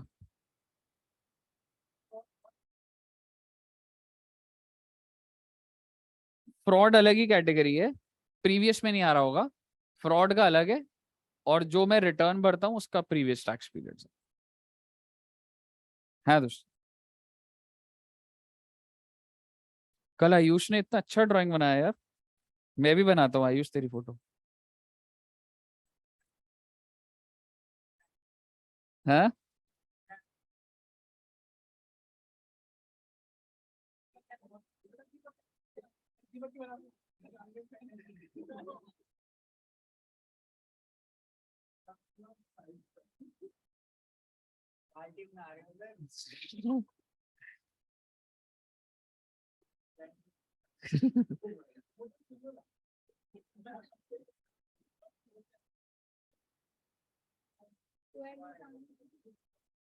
नहीं यार, छोड़ यार।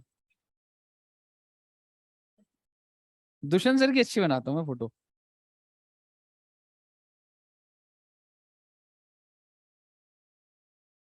मुझे बताइए, क्लियर है यहाँ तक?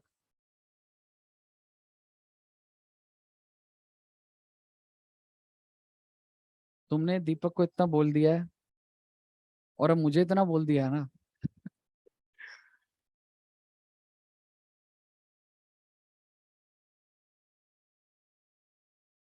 आइए सर, चलो यार और बातें बोलता हूँ, पहले मैनर ऑफ यूटिलाइजेशन पर तो आएंगे।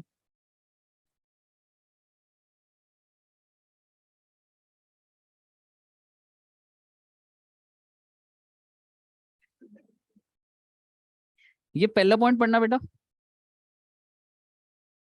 Can unregistered person make payment? Yes, on the basis of temporary identification number. बहुत बढ़िया। दूसरी बात, जब तुम,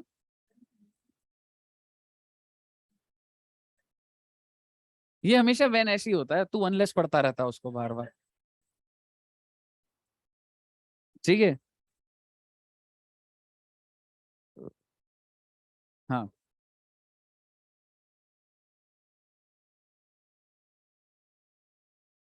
मेरे को ना तुमने कॉन्शियस कर दिया है। मैं ना बोल ही नहीं पा रहा हूँ कुछ। मैं क्लास में ना तुमने अटैक कर दिया मेरे ऊपर यार। मेरे को तोड़ निकालना पड़ेगा एक एक का। दुष्यंत सर से एक एक की कहानी पूछता हूँ, जो छेड़ रहे हैं ना मुझे। निशांत की तो पता ही है मुझे, निशांत का हो जाएगा, हर्ष भी कंट्रोल में ही है। अमित की कहानी कुछ चाहिए मुझे, पता है, बता दी। मैं तेरी कहानी नहीं बोलूंगा, तो अमित की बता दी आज मेरे को। तेरी तो है।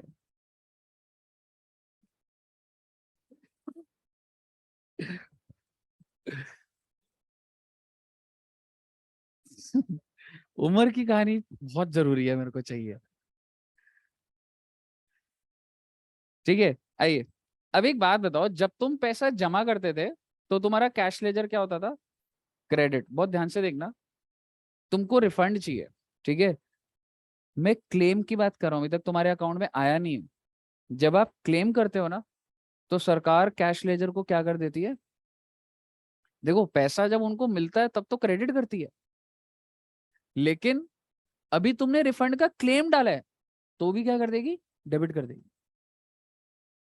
तो दोबारा डेबिट तो नहीं करेगी ना, क्रेडिट नहीं। अब हर बार कुछ ना कुछ होना ही होना है, मतलब डेबिट कर दिया ना, अब दोबारा से नहीं करेगी ना, जीरो कर दिया उसने।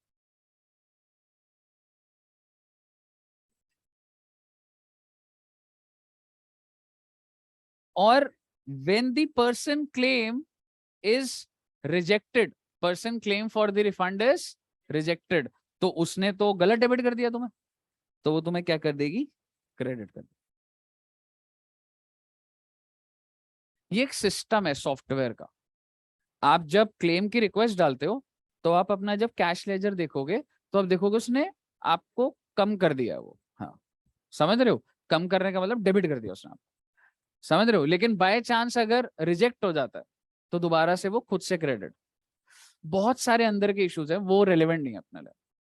टाइम पीरियड जनरली अब ऐसी होता है, हर किसी का अपना अपना अलग अलग वो होता हुआ, इंटरनल मैटर्स है वो। मुझे बताइए, आपको तीनों चीजें समझ आई हैं? बस बेटे।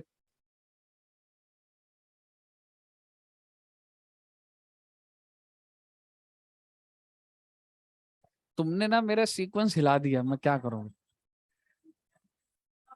भाई मेरे ना अगले हफ्ते तैयार होकर आऊंगा। हावी हो गए हो तुम मेरे ऊपर आज।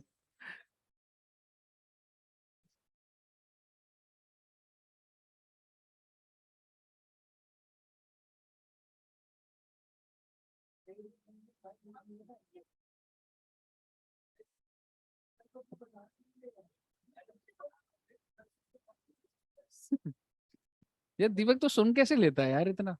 मैं कह रहा हूँ भाई, झगड़ा कर।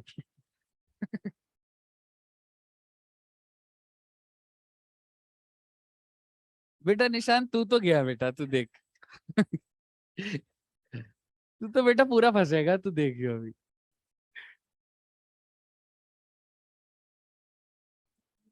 मेरे को 15 मिनट। मेरे को 15 मिनट चाहिए अकेले में बस। हाँ,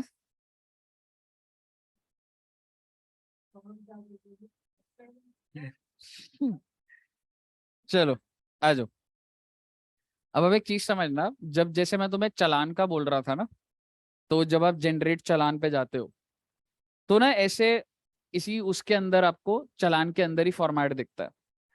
तो ये आईजीएसटी, सीजीएसटी, एसजीएसटी, यूटीजीएसटी और सेस, इसको मैं क्या बोलता हूं बेटा?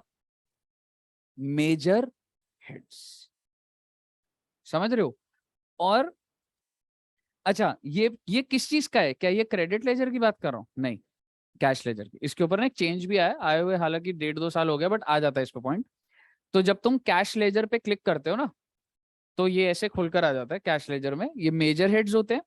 और आईजीएसटी में तुम क्या पे करना चाहते हो? टैक्स, इंटरेस्ट, पेनल्टी, फीस और अदर्स।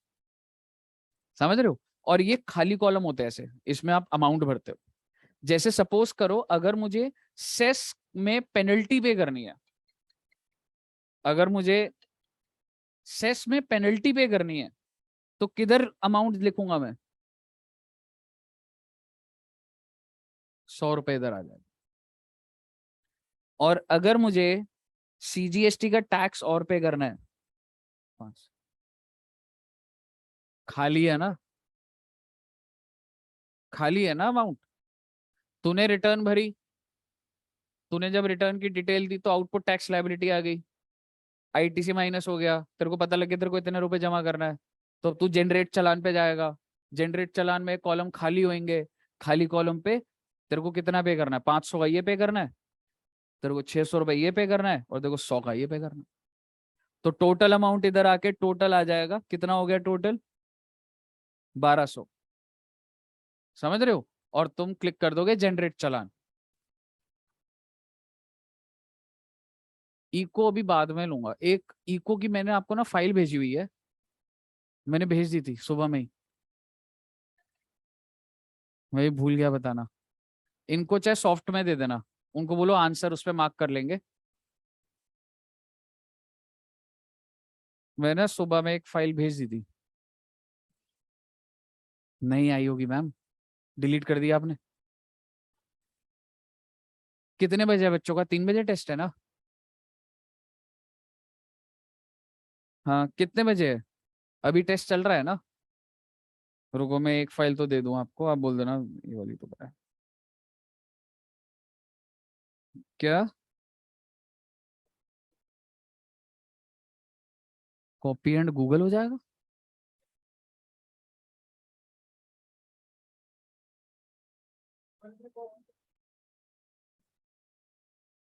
नहीं नहीं, नहीं मैम।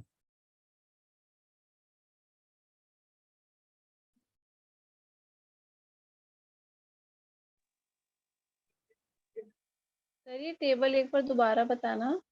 हाँ जी बता रहा हूँ मैं। मैंने आपको व्हाट्सएप कर दिया मैम, ये वाला दे दो बच्चे को।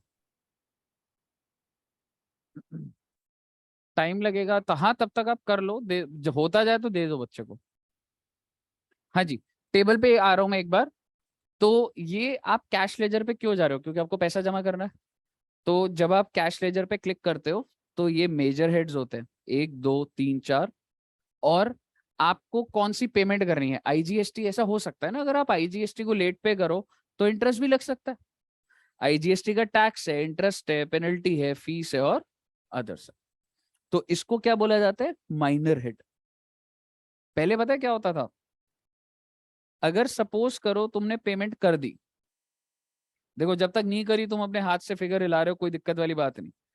लेकिन मान लो अगर तुमने 600 रुपए की पेमेंट कर दी, पर तुमको करनी किस में थी, तुमको ना सेस में डालना था 600, तुमने गलती से किस में डाल दिया, तुमने मेजर हेड पकड़ लिया सीजीएसटी का, और माइनर हेड तुमने ठीक पकड़ा है टैक्स का, लेकिन मेजर हेड गलत है। क्या मैं इस अमाउंट को सीजीएसटी का टैक्स, क्या मैं सेस के टैक्स में ट्रांसफर कर पाऊंगा, क्या कोई फॉर्म्स होंगे? पहले नहीं होते थे, लेकिन अब क्या होता है जी, अब आप कर सकते हो। यानी कि क्या माइनर हेड या मेजर हेड आपस में इंटरचेंज करवा सकता हूं, भाई यहां डाल दिया तो उसको शिफ्ट कर दे, हो जाता है। अब एडिट का ऑप्शन आता है, चाहे आपने जमा भी कर दिया, आप उसको रिव्यू कर सकते हो, चेंज कर सकते हो। पैसा इधर से उधर ही कर रहे हो ना सिर्फ हेड में, तो हो जाता है। उसके लिए कोई चार्जेस नहीं। कौन से फॉर्म में होता है ये, जीएसटी PMT 09 में, ध्यान से देखना। If you made mistake, like you have to pay tax 100 of CGST but paid for fees or tax, ठीक है? तो ये क्या लिखा है, interest of IGST then you can transfer, आप ये समझना, मतलब फीस टैक्स इंटरेस्ट या फिर एक्सेट्रा ऑफ आईजीएसटी किसी में भी, then you can transfer this through this form. किस चीज की पेमेंट, क्योंकि इसके बहुत सारे फॉर्म्स है ना, तो पीएमटी शॉर्ट में ही है, हेडिंग पे PMT 09 लिखा होता। बताइए क्लियर है? तो सही है बेटे। सर एक बार लिखने दो। Okay madam.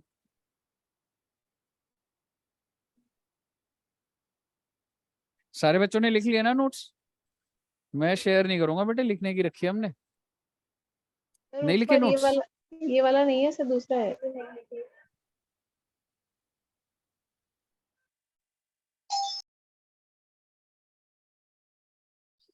बताइए क्लियर है यहां तक? खत्म होने वाला है बस 20 मिनट में।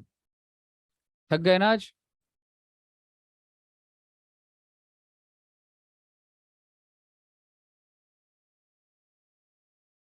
ओ बेटी, ये इतना इंपॉर्टेंट टेबल है ना, ये मैं तुम्हें बता चुका हूँ, बट मैं दोबारा बता रहा हूँ क्योंकि तो भूल मत जाना है, इस पे आता ही आता है क्वेश्चन। और ये पूरा एडवांस लेवल पे हम कब पहुंचेंगे, जब आईटीसी पढ़ेंगे। आईटीसी हो सकता है अगला चैप्टर शुरू करा दूंगा, तुम्हारे दिमाग में आ गई है क्या क्या चीज। एक बात बताओ, तुम अगर एक दुकानदार हो तो तुम्हारी किस चीज की लायबिलिटी होगी जिंदगी में? हाँ, होगा।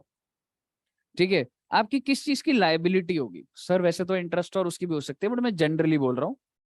कहने से आईजीएसटी, कहने से सीजीएसटी एंड एसजीएसटी और यूटीजीएसटी। ठीक है, तो मान लो मैंने आईजीएसटी भी पे करना है, मैंने सीजीएसटी पे करना और मैंने एसजीएसटी भी पे करना, तो मेरे को सबसे पहले ना लायबिलिटी लिखनी होती है टॉप पर। ये मेरी लायबिलिटी है, मेरी लायबिलिटी है, लायबिलिटी। इसको पे करने के लिए पहले कैश लेजर के थ्रू पे कर दूं या पहले क्रेडिट यूटिलाइज करूं? No, this is called utilisation. Available होता है, मेरे लेजर में दिख रहा है, अब मैं उसको यूज कर रहा हूं। समझ रहे हो मैनर ऑफ, ये है ना मैनर ऑफ यूटिलाइजेशन। पहले कौन सा क्रेडिट पकड़ूं? हमेशा आईजीएसटी, आईजीएसटी, ये सीक्वेंस है, रूल है ये। समझ रहे हो? सब ये जो वन लिखा है ना, ये सिर्फ सीरियल नंबर नहीं डाल रहा मैं, ये रूल है। सबसे पहले आप किसका आईटीसी यूज करेंगे?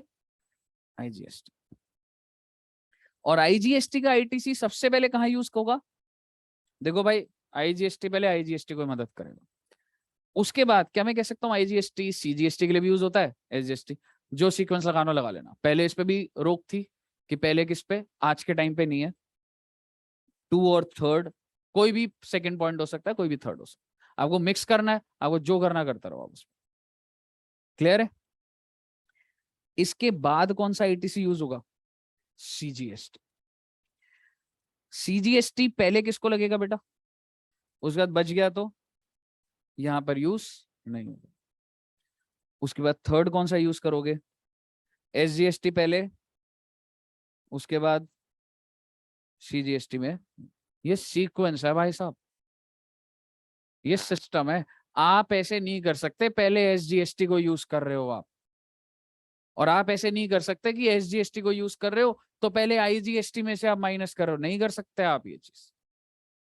समझ रहे हो? क्लियर है? सरकार बहुत तेज है बेटा। रिसेंटली आई है, मतलब 1 साल हो गया। इस बार नहीं थे, लेकिन तुम्हारे वाले में होंगे चेंजेस। आप मेरी बात ध्यान से सुनना। आपको क्या लग रहा है, लोग आईटीसी ज्यादा क्लेम नहीं करते होंगे? हर कोई कोशिश कर, जैसे आपको पता है क्या है, हमारे को भी एक एक स्टूडेंट था, तो वो कह रहा था कि सर मेरे को ना आईफोन खरीदना है। ठीक है भाई, खरीद ले फिर। कह रहे सर आप ना फर्म के नाम से खरीद लो। मैंने कहा क्यों? कह रहे सर आपको आईटीसी मिल जाएगा, मेरे को सस्ता आईफोन मिल जाएगा। समझ रहे हो क्या करते हैं लोग? मतलब मान लो अगर 70,000 का आईफोन है, 10,000 का टैक्स है, तो 80,000 पे कर रहा है वो। पर उसको क्या है कि अगर मेरे को कोई ऐसा बंदा मिल जाए, कोई देखने आ रहा है क्या, सरकार देखने आ रही है कहाँ है वो आईफोन, तो लोग क्या करते हैं, जो रजिस्टर्ड फर्म्स होते हैं, रजिस्टर्ड कंपनीज होती है ना जीएसटी में, तो उनको क्या बोलते हैं कि आप अपने नाम से खरीद लो। और एसेट कहाँ घूम रहा है, दिख रहा है आपको? कहीं नहीं दिख रहा। हम्म।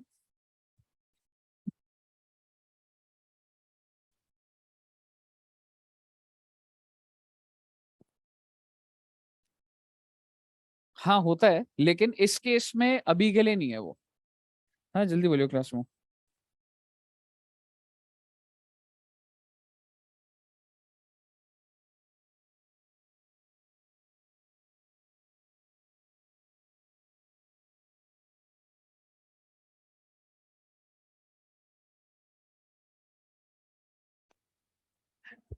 हाँ,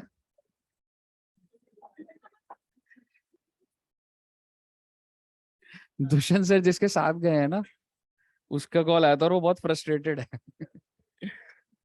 उनका जो दोस्त है सरयू।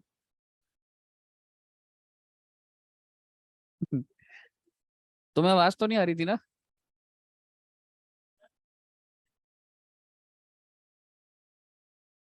हाँ भाई, मेरे को बैठे बैठे मैं थोड़ा ना पेमेंट करूंगा। चल ठीक है, मान ले। अच्छा चलो, आपने जो पॉइंट बोला उसको बोलना पड़ेगा। मान ले मैंने खरीदा, सारी चीज क्या होनी चाहिए, पेमेंट आईफोन वाले को किसने करी, मैंने करी।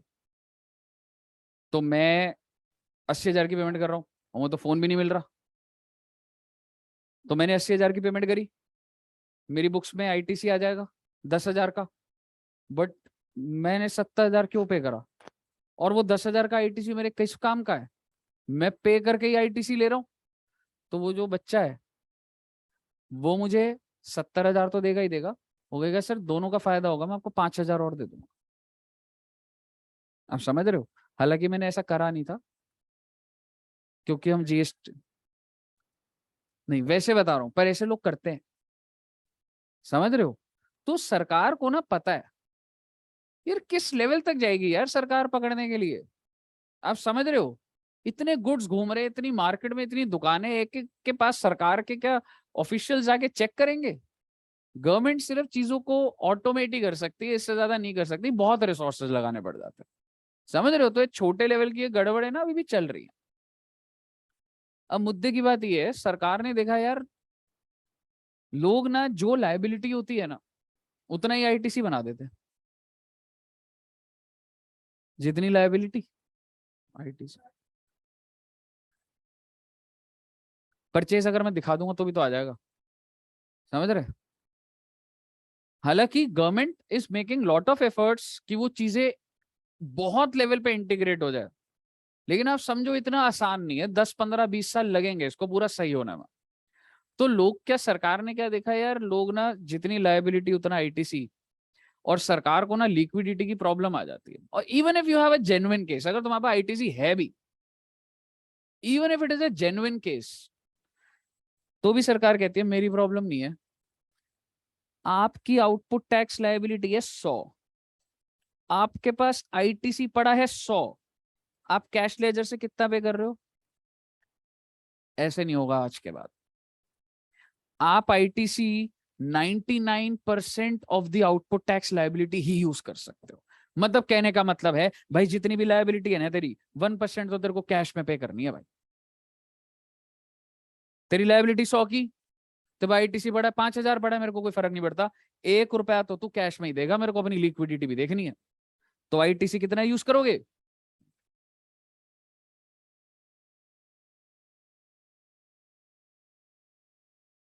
कैरी फॉरवर्ड हो रहा है वो, that's your asset, next time use कर उसको। और अगर तू अपनी दुकान बंद कर रहा है ना, तेरे पास जितना आईटीसी है तेरे को रिफंड मिल जाएगा। लेकिन जो सामान तेरी दुकान पे पड़ा है वो सप्लाई भी मान लूंगा मैं, तो वो और हाई लेवल बातें हो जाएंगी। कहने का मतलब है ITC can be used to discharge 99% of the output tax liability. Balance 1% is to be paid in cash. लेकिन ये उन लोगों के लिए अगर value of supply in a month exceeds 50। बड़ा दुकानदार हूं सर, हमारे लिए तो बिल्कुल ही नहीं है बेटे। ये तो हमारे 20 ईयर प्लान के अंदर भी नहीं है।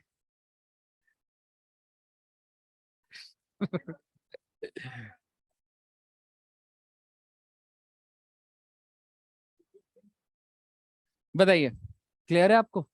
सर ये जो कहानी है ना, ये प्रैक्टिकल क्वेश्चन में भी लगेगी पर आईटीसी में लगेगी। अभी आपको क्योंकि पेमेंट में मैं क्यों बता रहा हूँ, बिकॉज आपको 1% of the output tax liability तो कैश में ही पे करना पड़ेगा।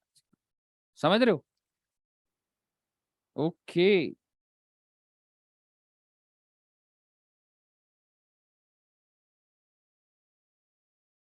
हाँ जी, अगर आपकी महीने की सेल 50 लाख से ऊपर है तो ही है।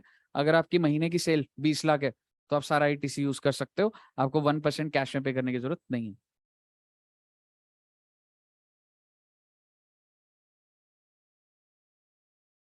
हम्म। मेरा आपसे सवाल है, अगर मान लो मेरी सेल है 10 लाख महीने की, और ये सिचुएशन है, मुझे कितना कैश में पे करना? कुछ नहीं करना। अगर महीने की सेल 50 लाख से ऊपर गई तो उस महीने में 1% करना पड़ेगा। क्लियर है बेटे एकदम? इससे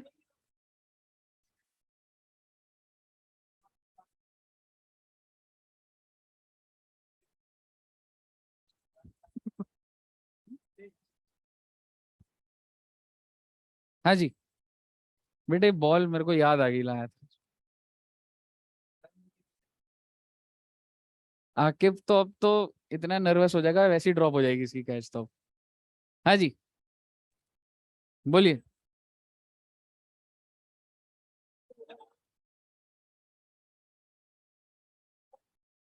नहीं बोल रहा है। कभी कभी ऐसा होता है, इतना बोल दो दिमाग ब्लॉक हो जाता है, मेरा दिमाग ब्लॉक हो रखा है। चलिए बताइए। देख अगर दीपक ने कैच पकड़ ली ना, तो तुम मत बोलना कोई भी फिर।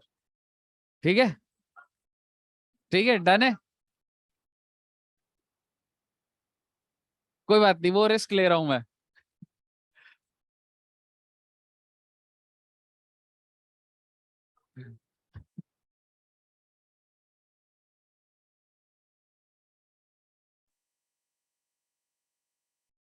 नई नई चीजें हो रही है मेरे साथ, ऐसे कभी नहीं हुआ था। तो दीपक ने कैच कर ली ना, फिर मत बोलना ठीक है। हाँ। ए, अभी गिर जाती ना, कितना शोर में जाते तुम। आकिब को दियो। हाँ मेरे को दे, अगर मैंने ही पकड़ ली फिर मत बोलना ठीक है, बराबर हो जाएगी ना।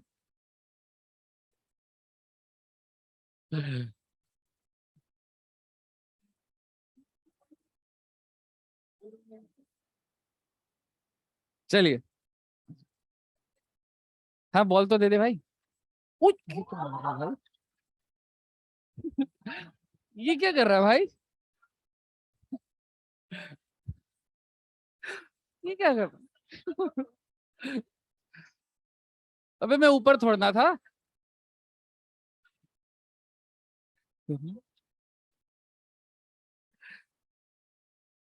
तू तो कंधे पे भी चढ़ गया मेरे यार।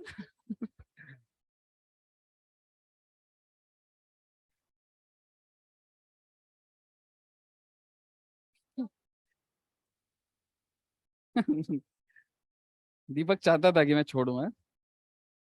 चलो आ जाओ। क्या हुआ, खटका रहे हैं पीछे बच्चे? आइए सर। बेटे लास्ट पॉइंट है और खत्म बेटा, चैप्टर छा गए आप, पता है? छा गए आप। बहुत ही इंपॉर्टेंट बात, सेक्शन 50। मुझे आप बताइए, आपको पेमेंट कब करनी होती है? 20 तारीख को। अगर आपने 25 तारीख को पेमेंट करी तो इंटरेस्ट लगेगा?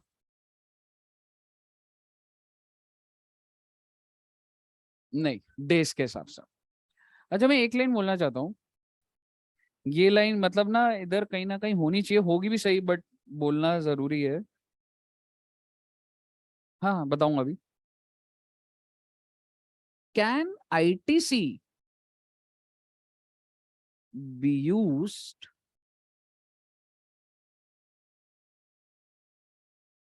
फॉर पेमेंट ऑफ, इसको और बेटर लिखता हूं, can I use credit ledger to pay interest penalty fees other sum? दो सवाल बना देता हूं। Can I use credit ledger to pay tax? बिल्कुल सर। आउटपुट टैक्स लाइबिलिटी होती है, उसमें से आईटीसी माइनस करते हो। बेटे मेरे ऊपर ना, मैंने ना लेट पेमेंट करी, मेरे ऊपर इंटरेस्ट लग गया 50 रुपए का, मेरे पास आईटीसी पड़ा हुआ था। क्या मैं आईटीसी को इंटरेस्ट के लिए यूज कर सकता हूँ? ITC credit ledger can only B used for payment of tax. भाई टैक्स ही तो पे होगा ना उससे। एक बात बताओ, तुमने पे क्या करा दुकानदार को? टैक्स पे करा ना, तो वो टैक्स किससे एडजस्ट होगा? टैक्स से ही एडजस्ट होगा। यानी कि अगर तुम्हारी लाइबिलिटी इंटरेस्ट की है, फीस की है, और कौन सा होता है, पेनल्टी। सेस तो एक तरीके से वही हो गया, टैक्स ही हो गया। इसकी पेमेंट कैसे होगी हमेशा हमेशा, कैश लेजर से होगी। हे भैया,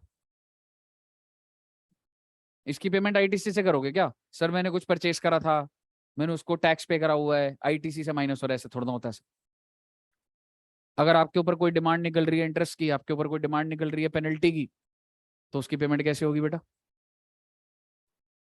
कैश के थ्रू, कैश लेजर के थ्रू। क्या मैं बोल सकता हूं credit ledger is only used for payment of tax? Logical बात बोल रहा हूं ना। आइए लास्ट पॉइंट हमारा, सेक्शन 50,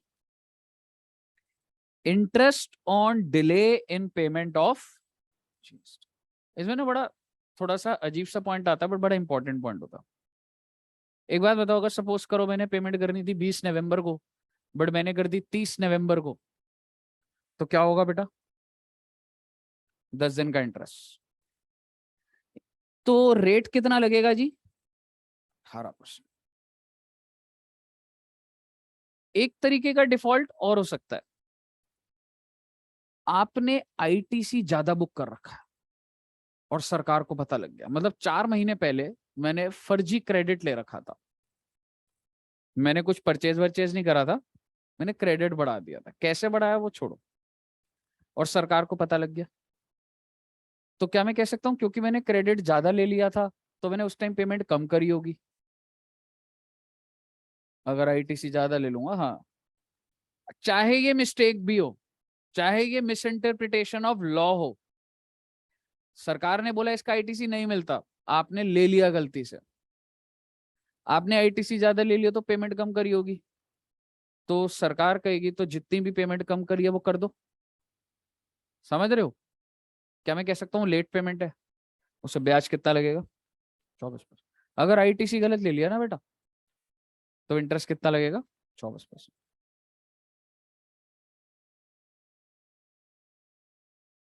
सॉफ्टवेयर को कैसे पता लगेगा कि तूने परचेस कर लिया नहीं करा? ये तो पकड़ने, हाँ, तूने सॉफ्टवेयर में लिखा कि तूने परचेस करा है, ये बिल नंबर है, तूने आईटीसी ले लिया। समझ रहे?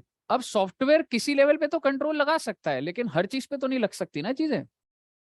जैसे मैं आपको एग्जाम्पल के लिए बोलता हूं, मोटर व्हीकल के ऊपर आईटीसी नहीं मिलता, मोटर व्हीकल पे आईटीसी नहीं मिलता। अगर मैं सॉफ्टवेयर को बोलूंगा मैंने मोटर व्हीकल परचेस करा, तो सॉफ्टवेयर को अगर सिखा रखा है कि इसका आईटीसी नहीं देगा तो नहीं देगा। लेकिन अब मैं तुम्हें बोलूं मोटर व्हीकल, अगर आप उसको ट्रेनिंग के लिए यूज कर रहे हो, मान लो जैसे सतीजा कार्ड्स होता है सिखाने वाली, तो मिलता है। तो भाई अब इतना सॉफ्टवेयर इतनी ड्रिल डाउन लेवल तक नहीं जा पाता ना। समझ रहे हो? तो मुद्दे की बात ये है, तुमने आईटीसी ले लिया और वो गलत था, तो ब्याज लगेगा, यानी कि आईटीसी गलत लेने पे 24 और नॉर्मल पे 18। ऐसे लोग करते हैं। मान लो अगर मैंने गाड़ी खरीदी, ऐसे बहुत सारे लोग हैं जो ऑफिस के नाम पे गाड़ी खरीद लेंगे। क्या क्या फायदा होगा सुनो, बिल्कुल लोग लेते हैं, लोग 100% लेते हैं। एक, यहाँ पे फिक्स्ड एसेट क्रिएट होगा, डेप्रिसिएशन लगाऊंगा मैं, तो मेरी टैक्स की लायबिलिटी कम होगी। दूसरा, जो भी परचेस करा उस पर जीएसटी पे करा, उसका आईटीसी भी ले लूंगा। समझ रहे हो? लेकिन ये सारी बातें तो तब शुरू होंगी ना जब आप जीएसटी में रजिस्ट्रेशन हो।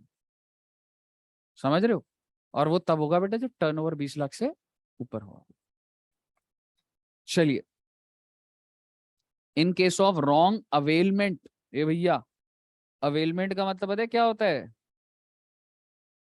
Booking of credit. सर उसका क्या रेलेवेंस है? कोई बात नहीं, अभी कोई दिक्कत नहीं। अब देखिए, यानी कि अगर मैं पेमेंट को लेट करता हूं तो रेट कितना है बेटा? 18%। सर इसके बाद दो सिचुएशन बना रखी, रिटर्न इज फाइल्ड ऑन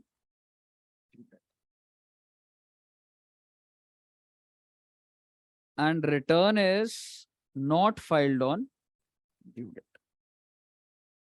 जैसे कि, अच्छा, आपको जैसे मैं बोलूंगा ऐसे समझना है एक बार। आपको क्या लग रहा है कौन सा ज्यादा बड़ा डिफॉल्ट है? रिटर्न भी फाइल नहीं करी है भाई ने, कह सकता हूँ नॉट फाइल्ड वाले में ज्यादा गड़बड़ लग रही है ना? अच्छा एक बात बताओ, रेट कितना लग रहा है दोनों में? डेज कैसे निकल रहे हैं डिले कि भाई ये ड्यू डेट थी पेमेंट की, 20 तारीख पेमेंट थी, तू जब भी पेमेंट कर रहा तो 20th से लेके डेट ऑफ पेमेंट, तो डिले निकल जाएगा डिवाइडेड बाय 365 दिन, डिले डिवाइडेड बाय 365। उस पे आ जाऊंगा अभी मैं, अभी उस मुद्दे पर अभी। लेकिन मुद्दे की बात ये समझो, ये दोनों पैरामीटर तो सेम है, फर्क क्या है सर फिर? ये कह रहा है आउटपुट टैक्स, और ये क्या कह रहा है, जो तुम किससे पे करोगे, कौन सा ज्यादा आएगा तुम्हारे हिसाब से? ये वाला ज्यादा आएगा सर, और ये वाला क्या आएगा? हालांकि रिटर्न भर रहा है वो, सॉरी, अगर उसने रिटर्न नहीं भरी है फिर भी उसके ऊपर ब्याज क्या लग रहा है, कम लग रहा है। सिस्टम ने ऐसा बना रखा है ये चीज। सर अब ये क्या बोल रहे हो सर आप, ऐसे नहीं पता लगेगा। आओ बेटे अब ध्यान से देखना, केस बने हुए हैं, मॉड्यूल में भी आपको क्वेश्चन मिल जाएंगे, आराम से हो जाएंगे। केस नंबर 1, अगर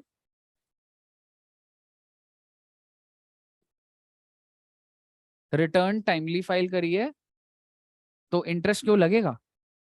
उसने पेमेंट नहीं करी है, रिटर्न फाइल कर दी है बट पेमेंट आउटस्टैंडिंग ही था और उसने सबमिट कर दिया। समझ रहे हो? चलिए एक बार ना इसको केस से समझना ज्यादा बढ़िया रहेगा। मैं चार्ट पहले बता दिया मैंने, केस वाइज भी देख सकते हो। सर जी मैं कौन से महीने की लाइबिलिटी और पेमेंट की बात कर रहा हूँ? दिसंबर महीने में। दिसंबर में जो भी मेरा टाइम ऑफ सप्लाई होगा, उन इनवॉइसेस के ऊपर जो भी जीएसटी की लाइबिलिटी होगी, मुझे कौन सी डेट को पे करना है? 20 जनवरी। 20 जनवरी को रिटर्न भी जमा करनी है, पेमेंट भी करनी है। Return is not filed on और बिफोर 20th Jan। मैंने रिटर्न फाइल नहीं करी है, तो जब 20 जनवरी आई, क्या मैंने रिटर्न फाइल करी? नहीं करी। और मैंने वैसे पेमेंट कब करी इस चीज की वैसे? तो जो दिसंबर के महीने की ड्यूज थे ना, वो मैंने कब पे करे हैं? 15 अप्रैल। तो आप मुझे बताइए दिसंबर में मेरी आउटपुट टैक्स लायबिलिटी कितनी थी? और मैं आपको कह रहा हूं मेरे पास जो आईटीसी है दिसंबर के महीने में पड़ा था भाई 30,000। ए भैया, अगर दिसंबर के महीने मैंने पेमेंट नहीं करी तो इसका क्या मतलब है? क्या मैंने कुछ परचेजेस आईटीसी होगा ही नहीं मेरे पास? होगा ना सर। तो बेसिकली 1 लाख रुपए की लायबिलिटी थी, 30,000 का आईटीसी, तो कैश लेजर से मुझे कितना पे करना था? 30,000। यही है ना कहानी। बेसिकली ड्यू डेट पे ना तुमने रिटर्न भरी ना तुमने पेमेंट करी। 15 अप्रैल को तुम जागे हो, तुम कह रहे हो जो पे करना कर देते हैं, ठीक है? तो क्या तुम सारा का सारा 1 लाख पे कर दोगे सरकार को? ऑब्वियसली तुम बोलोगे सर अगर मैं आपको दिसंबर के महीने की पेमेंट कर रहा हूं तो दिसंबर की लायबिलिटी कितनी? 1 लाख। मेरे पास इतना आईटीसी पड़ा हुआ है तो मैं कैश लेजर से कितना देने को तैयार हूं? 70,000। बट सरकार क्या बोलेगी? ब्याज भी तो दे दे भाई। सरकार तो ब्याज भी मांगेगी ना, क्योंकि जो चीज मैंने 20 तारीख को पे करनी थी, 20 जनवरी को, वो कब पे करी मैंने? 15 अप्रैल। तो डेज वेज निकाल लेंगे अभी, लेकिन मुद्दे की बात है, इंटरेस्ट का रेट कितना लगेगा? अमाउंट 70।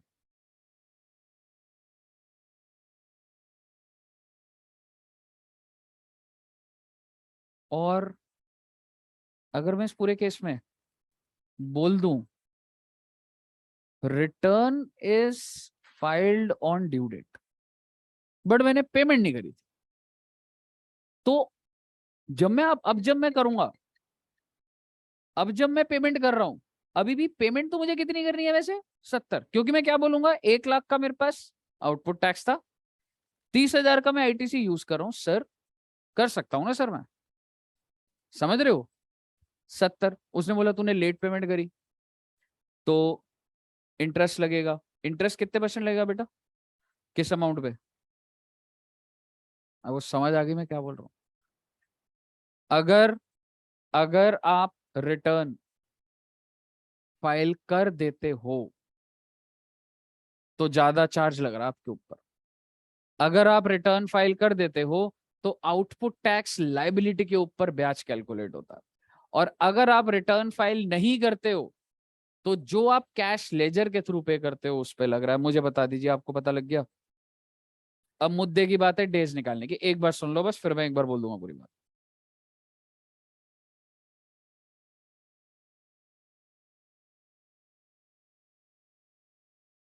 पेमेंट कब कर रहे हो आप? रिटर्न कब फाइल करिए?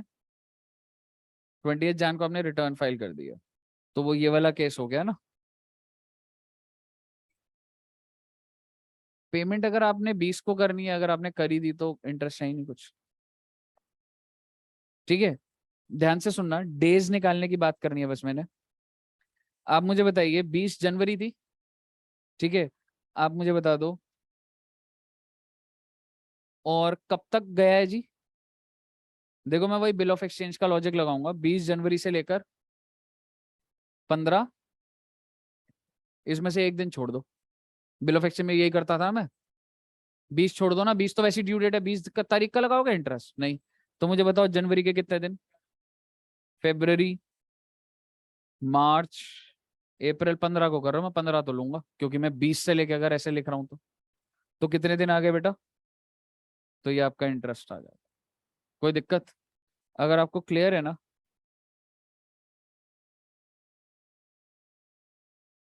ये एग्जाम्पल भी हो जाएगा तुम्हारा। अगला केस समझ रहे हो मैंने क्या बनाया हुआ है? Return is filed. तो इसको मैं समराइज करता हूँ इसको नोट्स, क्योंकि मैंने तो यहीं पे एक एग्जाम्पल बना दिया तुम्हारा। ये रिटर्न इज फाइल्ड, तो इसका मतलब अगर मैंने रिटर्न टाइमली फाइल कर दी है तो मुझे बताओ रेट कितना लगेगा? 18। क्योंकि सर वो तो लेट पेमेंट का रेट तो इंटरेस्ट 18 ही है ना, डिले निकल जाएगा। 20 तारीख से लेके 15 अप्रैल, वही कितने दिन आ जाएंगे? 80, कितने आ रहे थे? 85 डेज। मैंने रिटर्न टाइमली भरी है नहीं भरी है? भरी है। तो कैश लेजर पकड़ूंगा, आउटपुट टैक्स लायबिलिटी, बस खत्म। बोलिए, सेटल्ड है एकदम बात?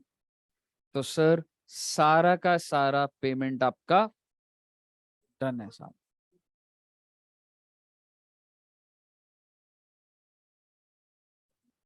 रीजन बन सकता है, बना दूंगा वो रीजन, है कुछ लॉजिक है, पर मैंने अभी वो स्टार्टिंग में नहीं बोला तो अभी नहीं बोलूंगा। रिटर्न भरने के बाद, रिटर्न भरने के बाद एडिट। देख, जब भी तू रिटर्न सबमिट कर देता है ना, तो बेसिकली चेंज करने को जाता है रिवाइज करना। तो आप रिवाइज अब उस रिटर्न को नहीं करते हो जिस महीने में तेरे को चेंज करना है ना, उस महीने की जब रिटर्न भरेगा तो वो रेफरेंस देता है, ये इनवॉइस को ये चेंज कर दो, ये कर दो। समझ रहे हो? बताइए, क्लियर है बच्चों? अब कितने बजे आओगे? 3 बजे? तो आ जाओ जी, 3 बजे आ जाओ। नोट्स हाँ भेज दिए थे मैंने। ठीक है, 3 बजे आ जाओ, अकाउंट स्टार्ट करेंगे। ठीक है बच्चों, ऑनलाइन भी सारे सीए वाले स्टूडेंट्स 3 बजे आ जाना। सब बच्चों को क्लियर है ऑनलाइन में सबको? Yes, sir. Yes, sir. चलो Yes, sir. ठीक है बच्चों, तो मिलते हैं 3 बजे मिलते हैं। Okay, bye bye bye everyone, bye bye.